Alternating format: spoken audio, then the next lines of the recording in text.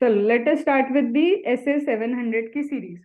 देखो, ऐसे पढ़ने का तरीका, being part of the mentoring, mentoring के इसमें specifically I am trying to teach you कि 700 नहीं, कोई भी ऐसे की सीरीज को याद कैसे रखना है। इफ आई टॉक अबाउट 500 की सीरीज, तो already audio notes have been provided. 400 की सीरीज का ऑडियो नोट है, 600 का ऑडियो नोट है, 300 का पूरा video I have already provided on YouTube. लेकिन इससे बात कभी नहीं बनेगी, चाहे तुम कोई ऑडियो सुन लो, कोई वीडियो देख लो, ऐसे ऐसे लर्न नहीं होते हैं, सिर्फ समझ में आते हैं। अब सबसे बड़ी प्रॉब्लम पता है क्या है? जब हमने, तुम्हें याद होगा, ऑडिट का पेपर एनालिसिस किया था, तो ऑडिट के पेपर एनालिसिस में एक चीज तो क्लियर कट थी और वो मैं भूल गई हूँ, तुम मुझे याद दिलाओ। नंबर ऑफ क्वेश्चन ऐसे के कितने थे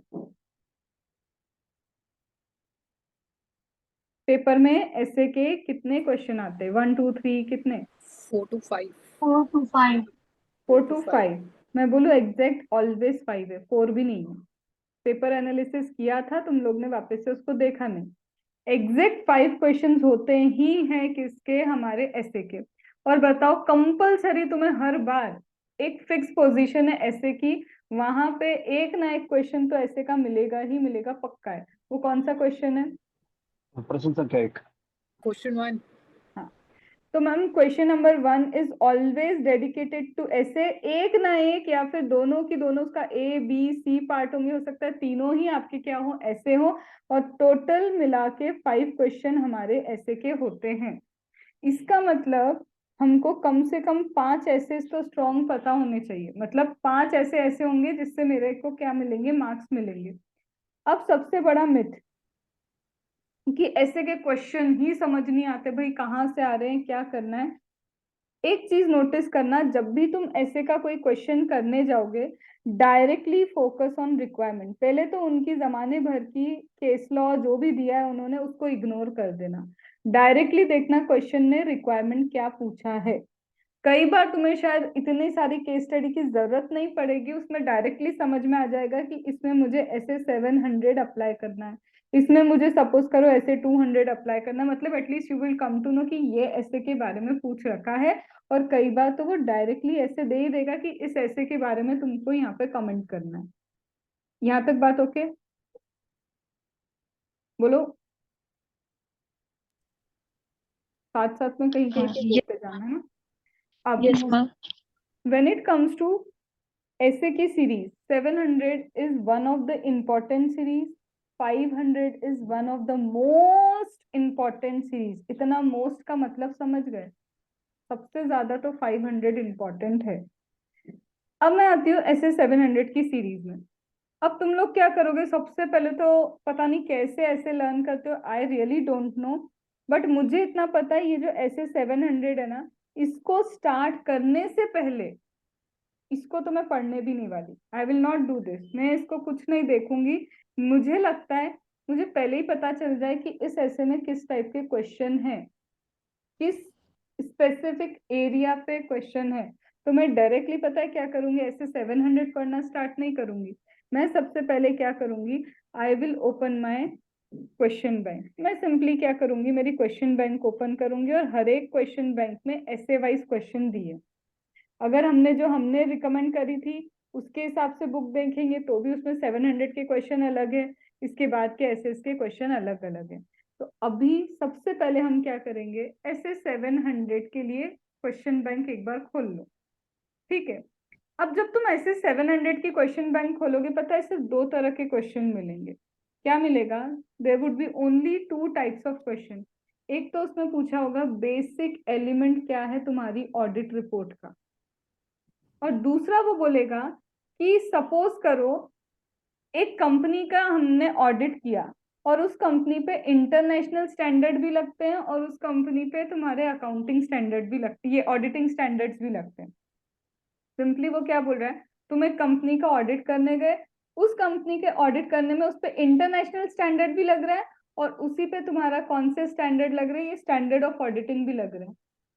तो कमेंट, अब तुम क्या करोगे? अब ये पता है क्या है? ये हमारा जो ऐसे है, ये ऐसे है forming opinion on the financial statement. तुमको फाइनेंशियल स्टेटमेंट पे अपना ओपिनियन देना है और उसके ऊपर रिपोर्टिंग करनी है। तो रिपोर्टिंग करनी है तो पता है तुम रिपोर्ट करने में स्पेसिफिकली लिखते हो क्या कि the audit has been done as per standards of auditing. अब यहाँ पे इतनी सी चीज को उन्होंने पकड़ा है कि ये एक कंपनी है, इस कंपनी पे इंटरनेशनल स्टैंडर्ड भी लगता है और इस कंपनी पे तुम्हारे स्टैंडर्ड ऑफ ऑडिटिंग भी लगते हैं। नाउ कमेंट छोड़ दिया, ये बात ये सिर्फ थी कि हम हमेशा लिखते हैं कि ऐसे this audit has been done as per the standard of auditing. तो ये दो ही क्वेश्चन है बेसिकली वहां पे। मेरे को पता है क्या समझ में आ गया। मैं बार बार वीडियो ऑन करने के लिए नहीं बोलूंगी, हर एक को वीडियो ऑन रखना है। बेसिकली मैंने यहाँ पे एक चीज सीख ली कि ऐसे 700 के सिर्फ दो क्वेश्चन है, जिसमें से एक तो मुझे अलग से रटना भी नहीं है, सीधे बोला है basic element of the report, खत्म। मेरे दिमाग में आ गया कि ये ऐसे में दम नहीं है। एक ही पॉइंट है जिसके लिए मुझे क्वेश्चन बैंक फिर से खोलनी नहीं चाहिए। दूसरा पॉइंट है कि एक ही जगह पे इंटरनेशनल स्टैंडर्ड भी लग रहा है और स्टैंडर्ड ऑफ ऑडिटिंग भी लग रहा है। जब दोनों एक ही जगह लग रहे हैं तो तुम क्या करोगे, वहां तक दोनों को फॉलो करोगे जहां तक डिफरेंस ऑफ ओपिनियन ना आ जाए। सपोज करो स्टैंडर्ड के अकॉर्डिंग कुछ और ओपिनियन दोगे और इंटरनेशनल के अकॉर्डिंग कुछ और ओपिनियन दोगे, तुम्हारे ओपिनियन अलग आना स्टार्ट हो गए हैं, वहां पे तुम क्या नहीं कर सकते, दोनों को फॉलो नहीं कर सकते। और ये चीज बेसिकली तुमको बस यही तो लिखना है उसके अंदर। पता है क्या, मेरे को समझ में आ गया ऐसे 700 में दो क्वेश्चन हो गए खत्म। उसमें से एक तो मुझे डायरेक्टली ऐसे दे देगा और एक ये इतनी सी बात पूछिए कि रिपोर्टिंग का क्या करोगे जब दो चीजें एक साथ लगती होगी। अब ऐसे 700 पढ़ना स्टार्ट करेंगे। इससे क्या हुआ, मेरे को क्वेश्चनिंग माइंड हो गया कि ये दो एरियाज है जिसको बिल्कुल दिमाग में भर लेना चाहिए। तो मेरे को पता है कि बेसिक रिपोर्टिंग कैसे होगी। तो बेसिक रिपोर्टिंग तुम्हें लिटरली लगता है जीवन में ऐसे ही पूछेगा कि बताओ कि ऑडिट रिपोर्ट में क्या क्या आता है। टाइटल आता है, फिर एड्रेसी आता है, फिर उसके बाद तुम्हारा गोइंग कंसर्न वाला आता है, ये सारे एक लाइन में लिखने। रियली यू थिंक सो कि ICI is going to ask की बेसिक रिपोर्टिंग एलिमेंट्स क्या है? बट आईसीआई तो आईसीआई है, उस पर भरोसा करना मतलब अपनी बेवकूफी है। तो एक छोटा सा मैंने क्या बनाया, इसको भी ढंग से याद करना है। तो ढंग से याद करने के लिए मैंने क्या किया, एक छोटी सी चीज बना दी। ये रहा, इसको लिख दिया मैंने टैब जीके। ठीक है, तो ये हो गया TABB tab GK. Tab GK में क्या लिखा है, टैब जीके में लिखा है रिस्पॉन्सिबिलिटीज के बारे में, और 3 पॉइंट पता है रिस्पॉन्सिबिलिटी को ही डेडिकेटेड है। टैब जीके ने क्या लिखी है, रिस्पॉन्सिबिलिटीज लिखी है। किसकी, ऑडिटर, उसके प्लेस और उसके डेट की। ऑडिटर, उसके प्लेस और उसके डेट की। पता है क्या हुआ, पता चल गया कि टी से क्या है, टाइटल। अब टी से क्या लिख के बैठोगे तुम, टाइटल लिख के बैठोगे, मैंने टाइटल लिख दिया। ए से क्या लिखोगे, एड्रेस ही लिखोगे। ए से क्या लिखोगे, ऑडिट ओपिनियन। बी से हो गया तुम्हारा बेसिस ऑफ ओपिनियन, टैब, खत्म। तो टी फॉर टाइटल, ए से एड्रेसी, ए से ऑडिट का ओपिनियन, ए से क्या हो गया ऑडिट का ओपिनियन, बी से बेसिस ऑफ ओपिनियन, ये हो गया टैब। जी के मतलब गोइंग कंसर्न, के फॉर की ऑडिट मैटर। फिर रिस्पॉन्सिबिलिटी किसकी, रिस्पॉन्सिबिलिटी फाइनेंशियल स्टेटमेंट की, ऑडिटर की। अदर रिस्पॉन्सिबिलिटी किसके रिस्पेक्ट में, ऑडिटर की सिग्नेचर, प्लेस ऑफ ऑडिट, और लास्ट में आ गया डेट ऑफ ऑडिट। मतलब क्या, मैंने इस पर बहुत वर्ड टू वर्ड फोकस करना चालू किया क्या, इतना कि अगर 3 नंबर का आ गया तो बिना लिखे तो आने नहीं वाली हूँ। 3 नंबर में से नी करके मुझे 1.5 नंबर भी दे ही देगा, क्योंकि सब तो लिख के आ रही हूँ, काटने के लिए बचा क्या। और बेसिस ऑफ ओपिनियन में कहना है राइट एटलीस्ट मन से, कि इसमें बताना होता है कि किन बेसिस पे कैसे कंक्लूजन निकाल के मैंने ऑडिट एविडेंस लिखा है, खत्म। अब तुम लोग फोकस करते हो हर चीज पे, तो सबसे पहले खुद से तो पूछ के देखो, ये नहीं आ सकता क्वेश्चन। और अगर कभी आया तो मुझे पता है टैब जीके, रिस्पॉन्सिबिलिटीज किसकी, ऑडिटर की, सिग्नेचर की, उसके प्लेस की, उसके डेट की, खत्म। अब इसको एक बार लिखो, तुम पूरा लिख पा रहे हो, टैब जीके लिखो नंबर पूरा। का भी लिखना पड़ेगा उसमें, हम्म, मतलब डिटेल में अंदर। देखो कई चीजों को हमें डिटेलिंग नहीं देखनी है। क्यों, क्योंकि पता है कि एक तो चांस बहुत कम है इसका आने का। आ गया तो कम से कम उसने जो पूछा हम लिख के आ रहे हो, जितना मेरे नोट्स में लिखा है ना आगे आगे, एक लाइन भी उसकी लिख ली तो भी हमको पता है कि 3 नंबर के क्वेश्चन में से 2 नंबर आ जाएंगे। Excuse me ma'am, the second question that you told ना, वो इंटरनेशनल स्टैंडर्ड्स एंड ऐसे वाला, उसके अंदर कंटेंट क्या लिखेंगे? अभी रुको ना, वेट, ठीक है, चलो कर लिया। टैब जी के एटलीस्ट दिमाग में आ गया कि यही करना है। अब मेन चीज पे आते हैं। अब इसमें ना बहुत सारी चीजें लिखी हुई है, ठीक है, मेरे को इतना पता है, ये ऐसे 700 में बहुत सारी चीजें हैं।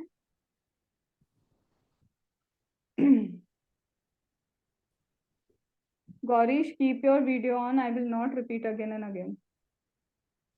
चलो, अब इसके बाद आते हैं अपन किस पे, जो बेसिकली उस ऐसे में लिख के रखा है। तो पता है तुमको, खुद को पता है इस ऐसे में क्या लिखा है। बोलता है फॉर्म एन ओपिनियन। अब पता है हम बैठेंगे रटने, फॉर्मिंग एन ओपिनियन, मैं बोलती हूँ नाम तो पक्का रटना है, you have to learn it. उसका तो अगर तुमने इधर का एन भी हटा दिया तो ऐसे तुम्हारे मार्क्स काट लेगा। तो टिप अगेन, कि ऐसे के as it is name learn करना मैंडेटरी कंपलसरी है, उसमें कोई चॉइस नहीं है, ठीक है। इसके बाद मैम बोला क्या, ओपिनियन फॉर्म करना है। तुम बताओ, ओपिनियन फॉर्म करने के बारे में तो वो सारी चीजें लिखेगा, ऐसे क्या है, ये उसकी हेडिंग हो गई, उसके डिस्क्रिप्शन को अंदर लिखा है। अब ओपिनियन कैसे निकालोगे तुम? ओपिनियन बस बैठ के निकाल लिया कि ये इसके लिए ओपिनियन है? नहीं, सबसे पहले तुम क्या करोगे ओपिनियन के लिए, ऑडिट एविडेंस को ऑब्टेन करोगे, फिर उन ऑडिट एविडेंस का इवेल्युएशन करोगे, उन एवेल्युएशन के बेसिस पे कंक्लूजन ड्रॉ करोगे, और बस ओपिनियन निकाल के ऑडिट रिपोर्ट में लिख दिया। ये पता है क्या हो गया? मैंने क्या तुम्हारे जैसे ऐसे पढ़ रही हूँ क्या एक एक चीज? मैं वो वर्ड पकड़ रही हूँ जो देख के रखे। मैं क्या पकड़ रही हूँ? I am just keeping the words, कि वो वर्ड्स कितने इंपॉर्टेंट है, ठीक है। तो मेरे को समझ में आया, अगर मुझे ओपिनियन फॉर्म करना है तो मुझे एविडेंस चाहिए, एविडेंस का इवेल्युएशन चाहिए, इवेल्युएशन करके कंक्लूजन आएगा, कंक्लूजन से ओपिनियन निकलेगा, ओपिनियन को मुझे क्या करना है, रिपोर्ट में लिखना है। अब पता है ऐसा क्वेश्चन भी आईसीआई पूछेगी नहीं, बट मेरे को वो वर्ड समझ में आने लग गए जो वर्ड्स ये लोग बार बार यूज करते हैं। For forming an opinion, what you need for forming an opinion, you need evidences, collection of evidence. On the basis of evidence that has been collected, conclusion is drawn.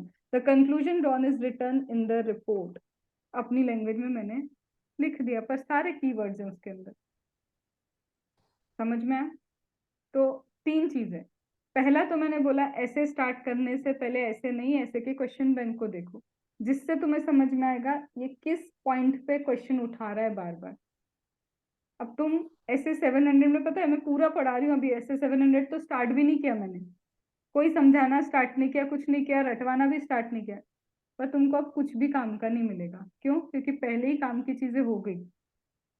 एक था वो title, और दूसरा था तुम्हारा, अगर दोनों एक साथ लग रहे तो तुम करोगे क्या। अब तुम पढ़ लो पूरा, कुछ काम का नहीं है, बट अब पढ़ना इसलिए जरूरी है, बस वो काम का नॉलेज आ जाए, कि बाय चांस आईसीआई की दिमाग के कुछ और गया, उसने कुछ और क्वेश्चन बनाया, तो मैं कुछ तो मैटर लिख के आऊंगी ना उसका। अंडरस्टूड? चलो Gaurish, either you give the reason और आई हैव टू रिमूव। चलो, अब सबसे पहले सुनो, मैंने इतना सब कुछ लिख दिया, ये मोर देन सफिशिएंट पीडीएफ है, इसके अलावा कुछ भी पढ़ने की जरूरत नहीं है। देखो क्या लिखा मैम, ओपिनियन कैसे निकलेगा? भाई सीधी बात है, अगर फाइनेंशियल स्टेटमेंट आप चेक करते हो तो ओपिनियन किस बात का दे रहे हो? तुमको ओपिनियन देना है तो ये देना है कि अरे राइटिंग अच्छी लिखी है या नहीं लिखी। भाई ये देना है सीधे कि एप्लीकेबल फाइनेंशियल रिपोर्टिंग फ्रेमवर्क के अकॉर्डिंग है या नहीं। तो पता है क्या, फाइनेंशियल, सबसे पहले तुम्हें ओपिनियन ये फॉर्म करना होता है कि whether the financial statements have been prepared as per applicable financial reporting standard, that is you have to give a reasonable assurance whether they are free from material misstatement due to fraud or error or not. पता है क्या किया मैंने?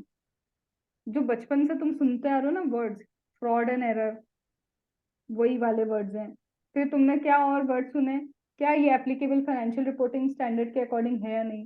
तुमको भी पता है कि एब्सोल्यूट एश्योरेंस तो दे नहीं सकता ऑडिटर, रीजनेबल एश्योरेंस देता है।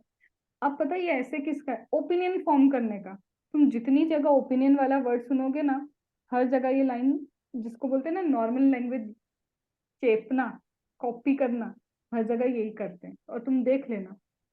तो करना क्या है, मैम बोला फॉर्मिंग एन ओपिनियन, तो ओपिनियन फॉर्म करने पे an auditor has to give an opinion, an auditor has to give a reasonable opinion whether the financial reporting whether the financial statement are made as per applicable financial reporting framework or not, that is whether they are free from material misstatement due to error or fraud or not. खत्म, यही तो तुम देने गए थे, अब तुम इसको रट क्यों रहे हो? ये नॉर्मल चीज है, फॉर्मिंग एन ओपिनियन यही होता है, ठीक है। अब मैम ओपिनियन फॉर्म करने के लिए आपने कहा था ऑडिट एविडेंस चाहिए, अब वो थोड़ा और डिटेल में जा रहा है कि ऑडिट एविडेंस कैसे निकालोगे। सबसे पहले ये देखो, ऑडिटर ने कुछ कुछ तो रिस्क निकाली होगी। 330 क्या बोलता है? Auditor's response to the assessed risk. जब तुम ओपिनियन देने जा रहे हो तो सबसे पहले देखो ना, जो जो रिस्क आई थी तुमने उसका रिस्पॉन्स कैसे दिया। रिस्क बहुत भयंकर थी या नॉर्मल सी रिस्क थी कि इग्नोर भी कर सकते थे, तो व्हाट वाज योर रिस्पॉन्स? उसके बेसिस पे तो तुम सोचोगे यार ये रिस्क बहुत गड़बड़ वाली है, थोड़ा सा शायद हो सकता है और प्रोसीजर लगाना पड़े। तो पता है कुछ नहीं, ऐसे 330 मैंने ये लिखा, और मैं बताती हूँ मैं ऑडिट के पेपर में क्या करती थी। अगर मेरे को पता है 330 मुझे यूज करना है तो मैं 330 का पता है क्या लिखूंगी, उसका पूरा तो लिखने से रहे, बट मुझे ये पता है ना उस 330 का ऑब्जेक्टिव क्या है। 330 का ऑब्जेक्टिव है कि ऑडिटर कैसा रिस्पॉन्स करता है when he assess the risk. तो पता है गलती क्या होती है, कहीं लिखा होता है एडिशनल प्रोसीजर, कहीं लिखा होता है ऑल्टरनेट प्रोसीजर, ठीक है, कहीं पे एडिशनल लिखा है, कहीं पे क्या लिखा है, ऑल्टरनेट प्रोसीजर लिखा है। तो यहाँ पे तुम लोग पता है मिक्स करके आते हो, कहीं पे भी एडिशनल लिख रहे हो, कहीं पे भी ऑल्टरनेट लिख रहे हो। ऐसा नहीं है, ऑल्टरनेट वहां लगती है जहां तुम्हारी एक प्रोसीजर काम नहीं है। तुमने मैनेजमेंट से रिटर्न रिप्रेजेंटेशन मांगा, भाई दे ही नहीं रहा। तुमने कहीं और ऑडिट एविडेंस ढूंढने की कोशिश की, जैसे तुमने फिजिकल वेरिफिकेशन मिस कर दिया, अब क्या होगा, तुम्हें कुछ ऑल्टरनेट प्रोसीजर लगानी पड़ेगी, वहां एडिशनल नहीं लिख सकते। समझ पा रहे हो? I am just telling you कि कहाँ कहाँ वर्ड गलत होते हो, तुम्हारे मार्क्स बिल्कुल उड़ जाते हैं। सीधी सी बात है, मेरे को फिजिकल वेरिफिकेशन कहीं पे करना था, मैंने मिस कर दिया, तो अब मैं एडिशनल प्रोसीजर कैसे करूंगी जो बेसिक ही नहीं किया मैंने? How can I add something? यहाँ पे मुझे कोई ऑल्टरनेट प्रोसीजर लगाना पड़ेगा, तो यहाँ वर्ड यूज होते हैं ऑल्टरनेट। और जहां पे मैंने कुछ प्रोसीजर किया यार, there is contradiction to the evidence, evidence ही आपस में क्या है, तालमेल नहीं खा रहे, वहां मैं लिखूंगी एडिशनल प्रोसीजर अप्लाई करनी पड़ेगी। तो ये छोटी छोटी सी माइन्यूट सी मिस्टेक है। You understood? तो मैंने अभी तक क्या समझाया, ओपिनियन फॉर्म करना है मतलब first you need financial statement में एविडेंस चाहिए। एविडेंस देखने के बाद तुम सफिशिएंट अप्रोप्रिएट तुम रीजनेबल अश्योरेंस दोगे। किस चीज का रीजनेबल अश्योरेंस? क्या फाइनेंशियल रिपोर्टिंग जो फाइनेंशियल स्टेटमेंट है एप्लीकेबल फाइनेंशियल रिपोर्टिंग फ्रेमवर्क के अकॉर्डिंग बने हैं या नहीं, जिसका ये मतलब होता है free from material misstatement due to fraud और एरर है भी या नहीं, ठीक है। उसके लिए मैं चेक करूंगी एंड अप्लाई करूंगी ऐसे 330 auditor's response to the assessed risk. मैं क्या कर रही हूँ, एक फ्लो बना रही हूँ। What I am doing, I am just giving a flow, छोटा छोटा छोटा करके। क्या मैंने एक पॉइंट पे आगे बढ़ी तो मैं वापस से पुराने को फिर से खींच के लेके आ रही हूँ।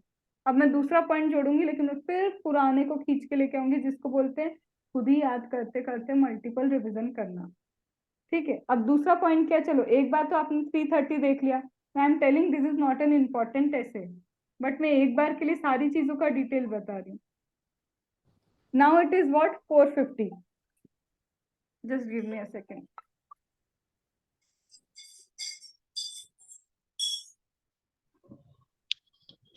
So, ma'am, basically, while doing SA 700, we are also linking the relevant other essays, if I'm catching you right.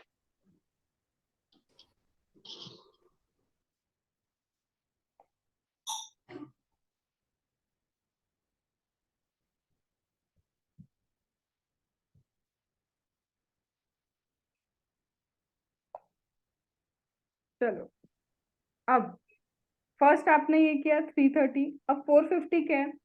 चलो तुमने रिस्पॉन्स देखा, ठीक है, अभी डोंट आस्क मी डाउट, ठीक है। तुमने अभी क्या किया, रिस्पॉन्स देखा, अब तुम और कुछ चीजें नहीं देखोगे, तुम ये भी देखोगे कहीं कोई ऐसा मिसस्टेटमेंट तो नहीं है जो अनकरेक्टेड हो। वेदर अनकरेक्टेड मिसस्टेटमेंट जो मटेरियल चाहे इंडिविजुअली था या एग्रीगेट था, कुछ अनकरेक्टेड तो नहीं रह गया। भाई किसी का कंक्लूजन दे रहे हो, मैं बोल रही हूँ ये इंसान अच्छा है या नहीं, उससे पहले ये तो देखो उसने तुम्हें सजेशन दिया था, तुमने उसको, वो सजेशन पे उसने काम किया या नहीं किया। तुम वही तो कर रहे हो यहाँ पे बैठ के। तुम ये देखोगे अनकरेक्टेड अगर कुछ है और वो मटेरियल था, ठीक है, एक इंसान है उसकी आदत क्या है, वो 5 मिनट लेट होता है, चलेगा ना, इतना तो एडजस्ट कर सकते हो। बट किसी की आदत है, तुम अगर 5 बजे बोलोगे, कितने बजे आएगा, रात को 10 बजे, वो मटेरियल है। तो वही देख रहे हो ना, इसलिए वर्ड अगर तुमने मटेरियल नहीं लिखा ना तो ऐसे ही मार्क्स काट देता है, क्योंकि तुम लिख के आओगे अनकरेक्टेड मिसस्टेटमेंट, वो काम नहीं आएगा। मिसस्टेटमेंट तो बहुत सारे मिलेंगे, मटेरियल मिसस्टेटमेंट है जो मेरे कंक्लूजन पे इम्पैक्ट डालते, तो I have to specifically write material. I hope तुमको ये समझ में आना थोड़ा सा स्टार्ट हुआ होगा। ऑडिट के मार्क्स ही इसलिए कटते हैं कि वो जो बोलते हैं ना इंपॉर्टेंट वर्ड जो मीनिंग देंगे, तुम वो इंपॉर्टेंट वर्ड नहीं लिखते हो, ठीक है। तो अभी मैंने क्या बोला मैम, हमको ये भी देखना है कि अनकरेक्टेड मिसस्टेटमेंट जो मटेरियल है उनका क्या हुआ। तो मैं फिर फ्लो बताऊं, मुझे ओपिनियन फॉर्म करना है। ओपिनियन फॉर्म करना मतलब रीजनेबल एश्योरेंस देना है। क्या रीजनेबल एश्योरेंस देना है कि financial statement applicable financial reporting framework के अकॉर्डिंग बने या नहीं बने। अगर वो बने हैं मतलब उसमें ये बताना है कि मिसस्टेटमेंट जिसको बोलते हैं material misstatement fraud and error के कारण नहीं है, जिसके कारण मैं क्या चेक करूंगी, 330 चेक करूंगी, और इधर बोल दिया अभी मैंने 450 चेक करूंगी। क्या बैठने चालू हुआ मेरे दिमाग में एक फ्लो कि इसको मेरे को इंग्लिश में लिखने का है और ये सारे कीवर्ड्स चाहिए, ठीक है। इसके बाद मैं और क्या चेक करूंगी, इसमें कुछ कुछ दिया है पैराग्राफ 12 से 15, लर्न करने की जरूरत नहीं इसलिए मैं यूं ही समझा देती हूँ। इसमें बोला है कि देखो जब तुम ऑडिट करने जाओगे सिर्फ इस पे ध्यान नहीं देना, क्वांटिटी पे ध्यान नहीं दोगे, सिर्फ क्वालिटी भी देखना। क्यों? तुम जिसका ऑडिट करने जा रहे हो ना वो दाऊद है, मतलब पहले ही तुमको क्या आ जाएगा, शक आ जाएगा कि इसने तो घपले किए ही होंगे, बायस्ड मैनेजमेंट है वो। तो सिर्फ क्वांटिटी पे ध्यान दोगे क्या? तो बस वो शुरुआत में यही बोल रहा है कि तुम्हें क्वांटिटी नहीं साथ में क्वालिटी पे भी ध्यान देना है। चलो, मेरे लिए ये चीज बिल्कुल काम की नहीं है, इसलिए मैं इसको आगे बढ़ा रही हूँ। सिर्फ ये मत देखना, ये भी देखना कि जो जितनी भी इंपॉर्टेंट अकाउंटिंग पॉलिसी थी, सिग्निफिकेंट अकाउंटिंग पॉलिसी, सबसे पहले क्या उन्हें प्रॉपरली डिस्क्लोज किया कि ये हमारी इंपॉर्टेंट पॉलिसी, और सिर्फ डिस्क्लोज नहीं करना है, क्या ढंग से सिलेक्ट भी की थी उन्होंने, ढंग से अप्लाई भी किए। पता है, देखो 3 वर्ड्स दिख गए मुझे। अगर अकाउंटिंग पॉलिसी है तो सबसे पहले तो उसको ढंग से अप्लाई करना पड़ेगा, अप्लाई करने के लिए सिलेक्ट करना पड़ेगा, और सिलेक्ट करके अप्लाई करेंगे तभी तो हमको डिस्क्लोज करके देंगे कि ये हमने करके रखा है। तो पता है क्या हो गया, significant accounting policy properly select की, अप्लाई की, डिस्क्लोज किया नहीं की, ये देखना होगा तुम्हें। तो मैं क्या कर रही हूँ, मैं वर्डिंग पे कोई फोकस नहीं कर रही हूँ, मैं सिर्फ मेरे दिमाग को बता रही हूँ कि अकाउंटिंग पॉलिसी आए तो सिर्फ अकाउंटिंग पॉलिसी लिख के आओगे तो तुम गलत हो। उनको मतलब है सिग्निफिकेंट अकाउंटिंग पॉलिसी को ढंग से डिस्क्लोज करो, बाकी की चलेगा लिखना, लेकिन वो मेन क्या बोल रहे हैं, सिग्निफिकेंट अकाउंटिंग पॉलिसी को ढंग से डिस्क्लोज भी करना, चेक करना ढंग से अप्लाई किए या नहीं, और साथ में ये भी देखना ढंग से सिलेक्ट हुई है, जो लगनी चाहिए तो वही लगी या नहीं। अब पता है इतने से पे मैं पता है क्या करती हूँ, क्वेश्चन बना लेती हूँ। इतने से पे मैं क्या कर सकती हूँ, क्वेश्चन बना सकती हूँ, जैसे कि एक नॉमिनल सी अकाउंटिंग पॉलिसी लगानी थी किसी इन्वेंट्री पे जो मेरे लिए बिल्कुल भी इंपॉर्टेंट नहीं है, ठीक है। उन्होंने केस स्टडी बना दी, हमें क्या करना था, अकाउंटिंग पॉलिसी लगानी थी किसके ऊपर, कोई इन्वेंट्री पे, and that inventory is not important to me, that is just 5% of my turnover, वो भी और ऊपर से लिख के दे दिया। But while making the financial statement they failed to disclose it properly, they failed to select it properly, they failed to apply it properly. Would your opinion be affected because of this? क्या हो गया, वो एक word था significant, उसको क्या किया उन्होंने, हटा दिया, और पूरी गोल गोल घुमा के, पता है सीधी बात क्या बोलना चाहते हैं वो, ये काम की चीज नहीं है जिसके बारे में हम पूछ रहे हैं इसका, और ये बन गया तुम्हारा क्वेश्चन, और हम वहां पे बैठ के ये सोच रहे हैं यार करना क्या है अब। Why? Because you are fail to focus on keyword.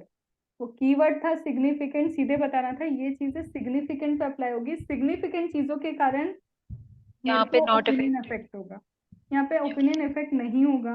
पहली चीज, अब यूं डायरेक्ट नहीं लिख सकते, यूं लिखना ये चीज क्या मटेरियल मिसस्टेटमेंट क्रिएट करती है, हम ये चेक करेंगे। और अगर मटेरियल मिसस्टेटमेंट क्रिएट करती है तो क्या इसका एडवर्स इफेक्ट परवेजिव है या नहीं, अभी आगे आएगा। तो पता है क्या कर रही हूँ मैं, कुछ नहीं कर रही, आंसर पता है मुझे, सीधे ये लिखना है कि काम का है तो ठीक है, अकाउंटिंग पॉलिसी डिटेल में लिखेंगे, काम का नहीं है तो हम डिटेल नहीं लिखेंगे। पर उसको इतना डायरेक्ट अच्छा थोड़ा ना लगेगा। लगाओ ऐसे 700, लगाओ तुम वो मॉडिफिकेशन वाला अकाउंट ऐसे 705, दोनों को समझा के आओ कि परवेजिव होता तो हम ये करते, ये होता तो ये करते, वो होता वो करते, लेकिन यहाँ पे तो ये सिग्निफिकेंट ही नहीं है, इसलिए हमारा अफेक्ट ही नहीं होगा। अब क्या हो गया, बात तो इतने से तिन के बराबर की थी, पर उसको गोल गोल घुमा फिरा के बड़े बड़े बम फेंके, ऐसे 700 ऐसे 705। अब उसको समझ में आ गया कि तुमको दोनों ऐसे का लिंकेज आता है और इसको जोड़ना है। तो overall objective of an independent auditor while conducting the audit, उसमें भी तो ओपिनियन के बारे में ही थोड़ी बहुत रामायण देता है। वो क्या गया पता है, भारी हो गया, ऐसे 200 लिखा है, 700 लिखा है, एंड नो डाउट तुम्हारा एक भी ऐसे उसमें अगर उसमें उसके आंसर में होगा ना तो तुमको मार्क्स मिलेंगे। तुमने 7 भी लिखा है, तुमने ये भी लिखा है, तुम्हारा एक भी अगर पकड़ में आ गया तुम्हारे मार्क्स तो नहीं जाएंगे, पर अगर तुमने लिखा ही नहीं होता तो फ्री के मार्क्स तो आएंगे भी नहीं। आ गया समझ में? ठीक है। तो मैंने अभी पता है क्या बोला, एक तो मुझे फिर से वही लाइन बोलनी पड़ेगी, मुझे ओपिनियन फॉर्म करना है, ओपिनियन फॉर्म करने के लिए एविडेंस चाहिए, एविडेंस के लिए मुझे रीजनेबल अश्योरेंस देती हूँ मैं। रीजनेबल अश्योरेंस क्या होता है कि फाइनेंशियल रिपोर्टिंग फ्रेमवर्क एप्लीकेबल वही होने चाहिए। अब मैं बार बार अब रिपीट नहीं करी, बट फ्लो समझ में आ गया। उसके लिए मैंने 330 चेक किया, 450 चेक किया, क्वांटिटी के साथ क्वालिटी चेक किया कि बायस नहीं हो, और significant accounting policy properly select apply और डिस्क्लोज होनी चाहिए। अब क्या करना पता है, अभी जब मैं बोलूंगी तब डाउट्स पे आना, अभी कुछ भी नहीं बीच में। अब पता है क्या करना, जब तुम्हारा ऐसे पूरा खत्म हो जाए ना, ऐसे फ्लो समझ में आ जाएगा तुमको, धीरे धीरे करते करते फ्लो बनता जाएगा खुद से। जैसे ही ऐसे खत्म हो ऑडियो नोट ऑन करना और 5 मिनट में वो फ्लो रिकॉर्ड कर लेना, और जैसे ही वो 5 मिनट में फ्लो रिकॉर्ड हो गया ना, खत्म, तुम्हारा ऐसे डन। इसमें एड ऑन क्या करना, 5 मिनट में ऐसे तो खत्म भी हो गया मैम, हमने तो वो 2 क्वेश्चन दिमाग में भर लिए, इस टॉपिक के ऊपर क्वेश्चन है, केस स्टडी पढ़ ली होगी तुमने, उसको उसमें डिस्कस कर लेना साथ में कि इस टाइप का क्वेश्चन आया था कि अगर दोनों इंटरनेशनल एंड अकाउंटिंग स्टैंडर्ड, ये स्टैंडर्ड ऑफ ऑडिटिंग दोनों लगते हैं, तो ये 2 इंपॉर्टेंट पॉइंटर्स है जो मुझे लिखने होते। पता है क्या, तुम्हारे 5 से 6 मिनट के ऑडियो में तुम्हारे क्वेश्चन भी डिस्कस्ड है, खत्म। जो तुम ऐसे को 3-3 4-4 घंटे से ऊपर लगाते हो ना, एग्जाम में 3 घंटे में सारे ऐसे कर लोगे, सारे, क्योंकि तुमने खुद के ऑडियो नोट बनाए और तुमने खुद ने दिमाग में भरा है कि 700 के ये 2 क्वेश्चन है, 705 के ये 4 क्वेश्चन है। समझ में आ रहा है? ठीक है। अब मैं देखो ये ऐसे नहीं है इंपॉर्टेंट, तो थोड़ा सा आगे बढ़ना पड़ेगा, नहीं तो बहुत ये रेगुलर क्लास जैसा लंबा चला जाएगा, 2-3 दिन लग जाएंगे। और इसमें क्या हो सकता है मैम, अकाउंटिंग एस्टिमेट भी तो रीजनेबल रखना, ये भी चेक करोगे, तुम ये चेक करोगे कि नहीं कोई एस्टिमेट लग रहा है तो रीजनेबल होना चाहिए। तो वही आगे पीडीएफ में लिखा है तुम्हें ओपिनियन बनाते वक्त क्या क्या चेक करना होगा। तो ओपिनियन के लिए तुम्हें 330, 450, अब मैं पता है हाईलाइट क्या कर रही हूँ, सिर्फ ये क्वालिटेटिव एस्पेक्ट। अगर तुमको ऑडियो नोट भी नहीं बनाना ना, तो बस ये हाईलाइट कर लो, 330, 450 qualitative, significant accounting policy disclose selected apply, then accounting estimate reasonable होने चाहिए, कोई भी इंफॉर्मेशन है फाइनेंशियल स्टेटमेंट की रेलिवेंट रिलायबल होनी चाहिए, और अप्रोप्रिएट टर्मिनोलॉजी होनी चाहिए। उतना छोटा जो लिखा उस छोटे में भी मैंने हाईलाइट कर लिए सिर्फ कीवर्ड्स, सिर्फ उसको रिवाइज कर लो अगली बार। अब इतने से को रिवाइज करने में क्या टाइम जाएगा, लो मैंने तुम्हारे लिए इंपॉर्टेंट चीजें हाईलाइट कर दी। लो तुम्हें एक बार पढ़ के अपना टाइमर लगा के देख लो कि क्या फ्लो समझ में आ रहा है। एक बार टाइम लगता है फ्लो के लिए, उसके बाद ये हाईलाइट कर लिया मैंने, तुम इतने को भी पढ़ोगे तो भी तुमको सब समझ में आएगा। Do it right now.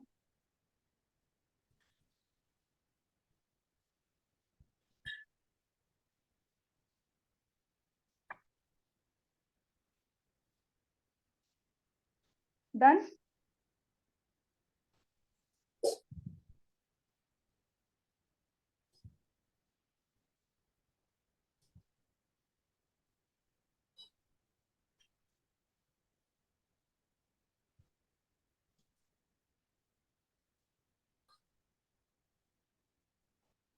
Done.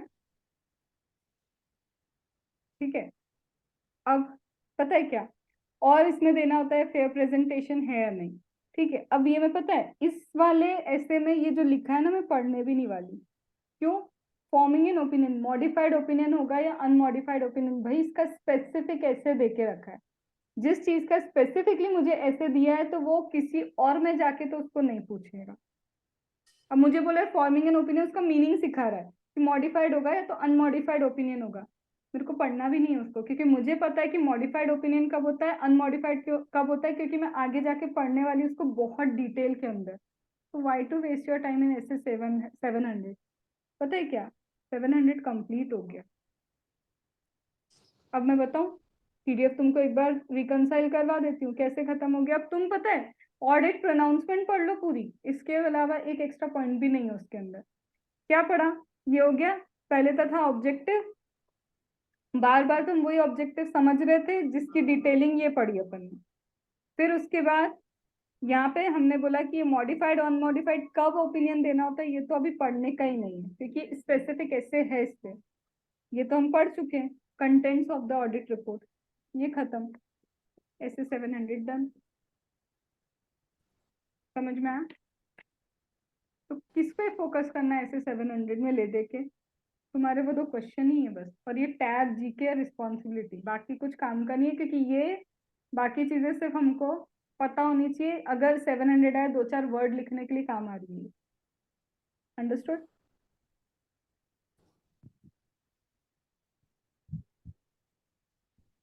Done. अब भी 700 से रिलेटेड कुछ पूछना है तो पूछो, ऐसे जनरल टिप्स नहीं।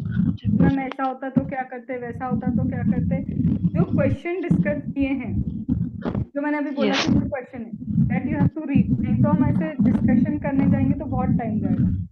That you have to read from the question bank. और उसमें हाईलाइट में मैं बता दो रही हूँ, उसमें यही है कि अगर डिफरेंस ऑफ ओपिनियन आ रहा है तो वहां पे आप दोनों चीजों को एक साथ नहीं लगा सकते, उसका क्रक्स मैं ऑलरेडी दे चुकी हूँ। ठीक है, Ma'am, doubt related to SS 700. Can I ask? बोलो। Okay. मैम ये जो लास्ट में आपने लिंकिंग में 3 पॉइंट्स बताए हैं, जैसे अकाउंटिंग एस्टिमेट रीजनेबल होना चाहिए, टर्मिनोलॉजी अप्रोप्रिएट और इंफॉर्मेशन प्रेजेंट रिलायबल, ये कौन से क्वेश्चन में एग्जैक्टली हमने लिखना है बोल तो रही हूँ कि तुम्हें, लिखना ही नहीं है, ये सिर्फ थ्योरी थी, इसका कोई क्वेश्चन ही नहीं है।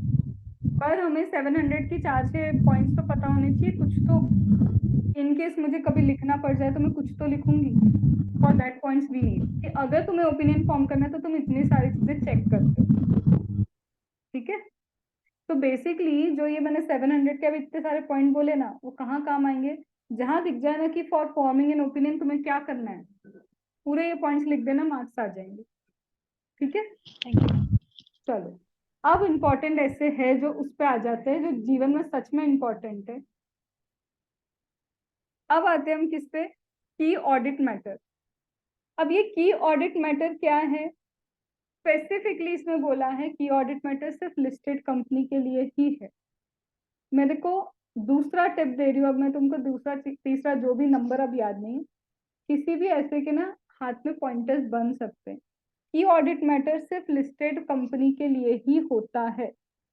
ठीक है, क्या होता है ये की ऑडिट मैटर? की ऑडिट मैटर का मतलब है, कई जगह मैं ऑडिट कर रही हूँ तो मुझे लग रहा है यार ये चीज थोड़ी सी रिस्की है, इसमें तो बहुत ज्यादा मैनेजमेंट का जजमेंट इन्वॉल्व है, इसमें मुझे बहुत ज्यादा एफर्ट्स लगाने पड़ रहे हैं, तो मुझे एक बार टीसीडब्ल्यूजी को बताना चाहिए ये चीज।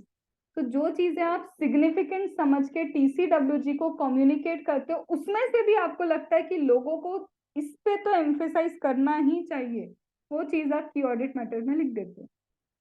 मतलब समझ में आया? मतलब इंपॉर्टेंट क्या है पता है? वही चीजों को आप चूज करोगे की ऑडिट मैटर के लिए जो टीसीडब्ल्यूजी को कम्युनिकेट किए उसके अंदर से। मैंने अगर कोई चीज इंपॉर्टेंट है, I haven't communicated to TCWG, I can not write it in key audit matter. पहला कम्युनिकेशन टीसीडब्ल्यूजी को जाना चाहिए। पूरी एकदम स्टोरी मस्त लिखी है और पता है ये लिस्टेड कंपनी ही नहीं है, अनलिस्टेड कंपनी, और पूछे की ऑडिट मैटर ऑडिटर लिखना चाहता है, मैनेजमेंट बोलती है तुम नहीं लिख सकते हमारे लिए की ऑडिट मैटर, और अच्छे से सारा सिग्निफिकेंट, TCWG को कम्युनिकेशन हुआ बहुत सिग्निफिकेंट है, मैनेजमेंट का बहुत जजमेंट है, सब चीजें उसमें क्या करके रखी, कॉपी करके रखिए। If you fail to focus, ये लिस्टेड कंपनी नहीं है, तुम लिख के आ जाओगे ऐसा हो रहा है वैसा हो रहा है, बिल्कुल चाहिए, जबकि एक सिंपल सी लाइन थी, लिस्टेड कंपनी है तो की ऑडिट मैटर लगेगा, अदरवाइज नहीं लगेगा। तो ये मेरा पता है क्वेश्चन का डिस्कशन चल रहा है, क्वेश्चन इन्हीं चीजों के ऊपर है। या तो लिस्टेड नहीं होगा, लिस्टेड होगा तो TCWG को कम्युनिकेशन नहीं होगा। मैम की ऑडिट मैटर का तीसरा पॉइंट, करंट पीरियड से रिलेटेड प्रॉब्लम होना चाहिए, प्रायर पीरियड से रिलेटेड नहीं। ये तीसरा पॉइंट मैंने हिंदी में अपने दिमाग को समझा रखा है कि करंट पीरियड में कोई प्रॉब्लम है तो you can use it in key audit matter. कुछ पुराने जमाने की मतलब प्रायर पीरियड आइटम है, उसके लिए तुम आज की ऑडिट मैटर लिखना चाहते हो, नहीं हो सकता। लेकिन पुरानी प्रॉब्लम है प्रायर पीरियड जो आज तक अनरिजॉल्व है, और उसको अभी लिखना जरूरी है क्योंकि इस बार के फाइनेंशियल स्टेटमेंट भी इम्पैक्ट हो रहे हैं, तब तो भैया एज अ रैशनल ऑडिटर लिखना ही पड़ेगा ना। तो मैं बताओ क्या बोल रही हूँ, मैं तुमको कुछ नया समझा रही हूँ, तुमको भी तो ये रैशनल पर्सन पता होगा ना। इतना पता चल गया TCWG, इतना पता चल गया लिस्टेड और करंट। करंट में बोल रहा है क्या होगा अगर पुरानी पीरियड की मिस्टेक अब तक कंटिन्यू हो रही है, अगर आज के फाइनेंशियल स्टेटमेंट को अगर इम्पैक्ट करती है तो आज भी वो की ऑडिट मैटर में आएगा। इस पे भी क्या है, क्वेश्चन हो गया। ठीक है, फिर उसके बाद बोलते हैं अगर तुम डिस्क्लेमर दे रहे हो तो की ऑडिट मैटर नहीं दे सकते, इस पे भी क्वेश्चन है। डिस्क्लेमर दे रहे हो मतलब, डिस्क्लेमर मतलब मेरे पास ऑडिट एविडेंस ही नहीं है कि मैं ओपिनियन दे पाऊं, तो I will give a disclaimer that I was unable to obtain sufficient appropriate audit evidence. ये डिस्क्लेमर दे रही हूँ, डिस्क्लेमर होता है ना वार्निंग टाइप, डिस्क्लेम करना। तुम बोल रहे हो मेरे पास ऑडिट एविडेंस नहीं आए, तो भाई जब ऑडिट एविडेंस नहीं है तो तुम्हें पता कैसे चलेगा कि इंपॉर्टेंट क्या, रिस्क किसमें ज्यादा। तो जहां डिस्क्लेमर होता है वो की ऑडिट मैटर कैसे दोगे, तुम्हें क्या पता कि वो की ऑडिट है भी या नहीं। समझ में आया? अब इस पे भी क्वेश्चन है सेम चीज के ऊपर। फिर पता है क्वेश्चन में तुमको ये लैंग्वेज दिख जाएगी, पता है क्या लैंग्वेज दिखेगी। क्वेश्चन ऐसा है कि हम ऑडिट करने गए, फलाना फलाना XYZ कंपनी जो भी है, ठीक है, हम XYZ कंपनी का ऑडिट करने गए, ऑडिट टीम को सबसे ज्यादा टाइम लग रहा है उसके रेवेन्यू के ऊपर, टर्नओवर 500 करोड़ है जितना भी उन्होंने दिया, बोले रेवेन्यू के ऊपर बहुत ज्यादा टाइम लग रहा है, सबसे ज्यादा ऑडिट टीम को जजमेंट भी उसके ऊपर लगे, मैनेजमेंट का इन्वॉल्वमेंट भी उसमें ज्यादा है। मतलब वो पता है कौन से पॉइंट्स दे रहे हैं, ये वो पॉइंट्स दे रहे हैं जिसके बेसिस पे तुम सोचते हो कि ये की ऑडिट मैटर है। तो तुम सोचते किसके बेसिस पे, यही तो बेसिस है सोचने का, जहाँ पे मैनेजमेंट जजमेंट बहुत हो, जहाँ ऑडिटर को बहुत जजमेंट देना पड़ रहा है, जहाँ पे रिस्क फैक्टर बहुत ज्यादा है। और वही लाइन है पता है तुमको केस स्टडी के अंदर मिलेगी, एंड ये रेवेन्यू वाला क्वेश्चन है। तो मैंने पता है क्या किया, सबसे पहले क्वेश्चन बैंक खोली, क्वेश्चन से पकड़ लिया कि वो वर्डिंग्स क्या यूज कर रहे हैं, और तुम देखोगे ना 3 से 4 क्वेश्चन है और यही सारी चीजों के ऊपर है। तो पहले ऐसे स्टार्ट करने से पहले ऐसे के क्वेश्चन बैंक में रिक्वायरमेंट समझ लो। और इसीलिए मैंने सार्थक जैन सर की बुक पता है क्यों बोली है, क्योंकि पहले उन्होंने वो एक लाइन में तो बता दिया किस टॉपिक के ऊपर क्वेश्चन है, फिर डिटेल में क्वेश्चन दिया है। तो तुमको क्या करना है इस वक्त के लिए, ऐसे स्टार्ट करने से पहले वो 1 लाइनर क्वेश्चन पढ़ लो, समझ जाओगे कि क्या पूछ के रखा है, तो तुम्हें पता चल जाएगा इस ऐसे में इम्पोर्टेंट एरिया क्या है। और पता है जितने भी क्वेश्चन देख लो इसके अलावा क्वेश्चंस नहीं आए। अब मैं बताऊं, मैंने अभी क्या बोला, रेवेन्यू वाला पार्ट बोला, फिर वो प्रायर पीरियड वाले पार्ट बोला, अभी ओपन करो क्वेश्चन बैंक, तुमको यही क्वेश्चंस मिलेंगे। करो क्वेश्चन बैंक ओपन 701 की ऑडिट मैटर की, और उसमें ये वाला भी होगा डिस्क्लेमर वाला, 2-3 ही क्वेश्चन है, तो तुम्हें यही तो पॉइंट्स याद करने हैं। मैम वो फाइनेंशियल इम्पैक्ट वाला क्या बोला आपने? देखो प्रायर पीरियड आइटम में तो गड़बड़ थी, अगर करेक्ट हो गई तो मैं करंट पीरियड में की ऑडिट मैटर क्यों क्यों लिखूंगी उसके अंदर उसको। बट वो गड़बड़ तो आज तक चल रही है, कंपैरेटिव चेक किए, कंपैरेटिव में गड़बड़ थी, वो आज भी गड़बड़ है, तो उसके रिस्पेक्ट में मुझे आज भी की ऑडिट मैटर देना ही पड़ेगा। ओके, मतलब क्योंकि मेरे प्रायर आज पीरियड भी, रहेगा लेकिन इम्पैक्ट अगर होगा तो उसका हाँ देना पड़ेगा। आज भी अगर इम्पैक्ट हो रहा है तो देना ही पड़ेगा, क्योंकि मेरे current financial statements are getting impacted. Okay. ठीक है।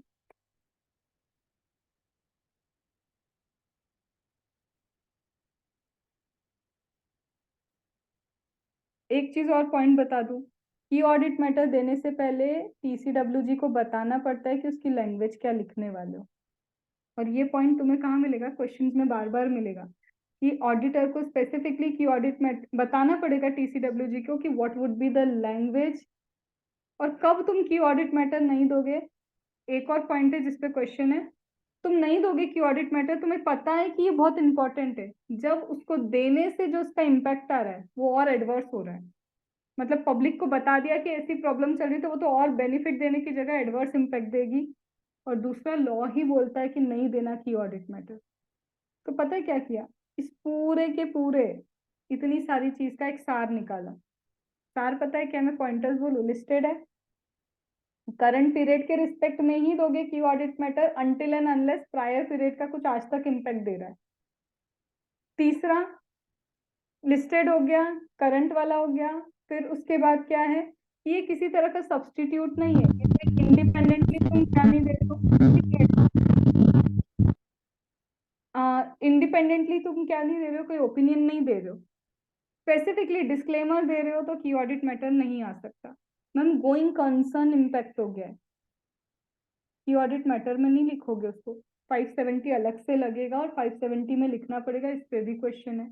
जब भी मैं की ऑडिट मैटर लिखूंगी मुझे लैंग्वेज बतानी होगी टीसीडब्ल्यूजी को कि how I am going to write ये key audit matter.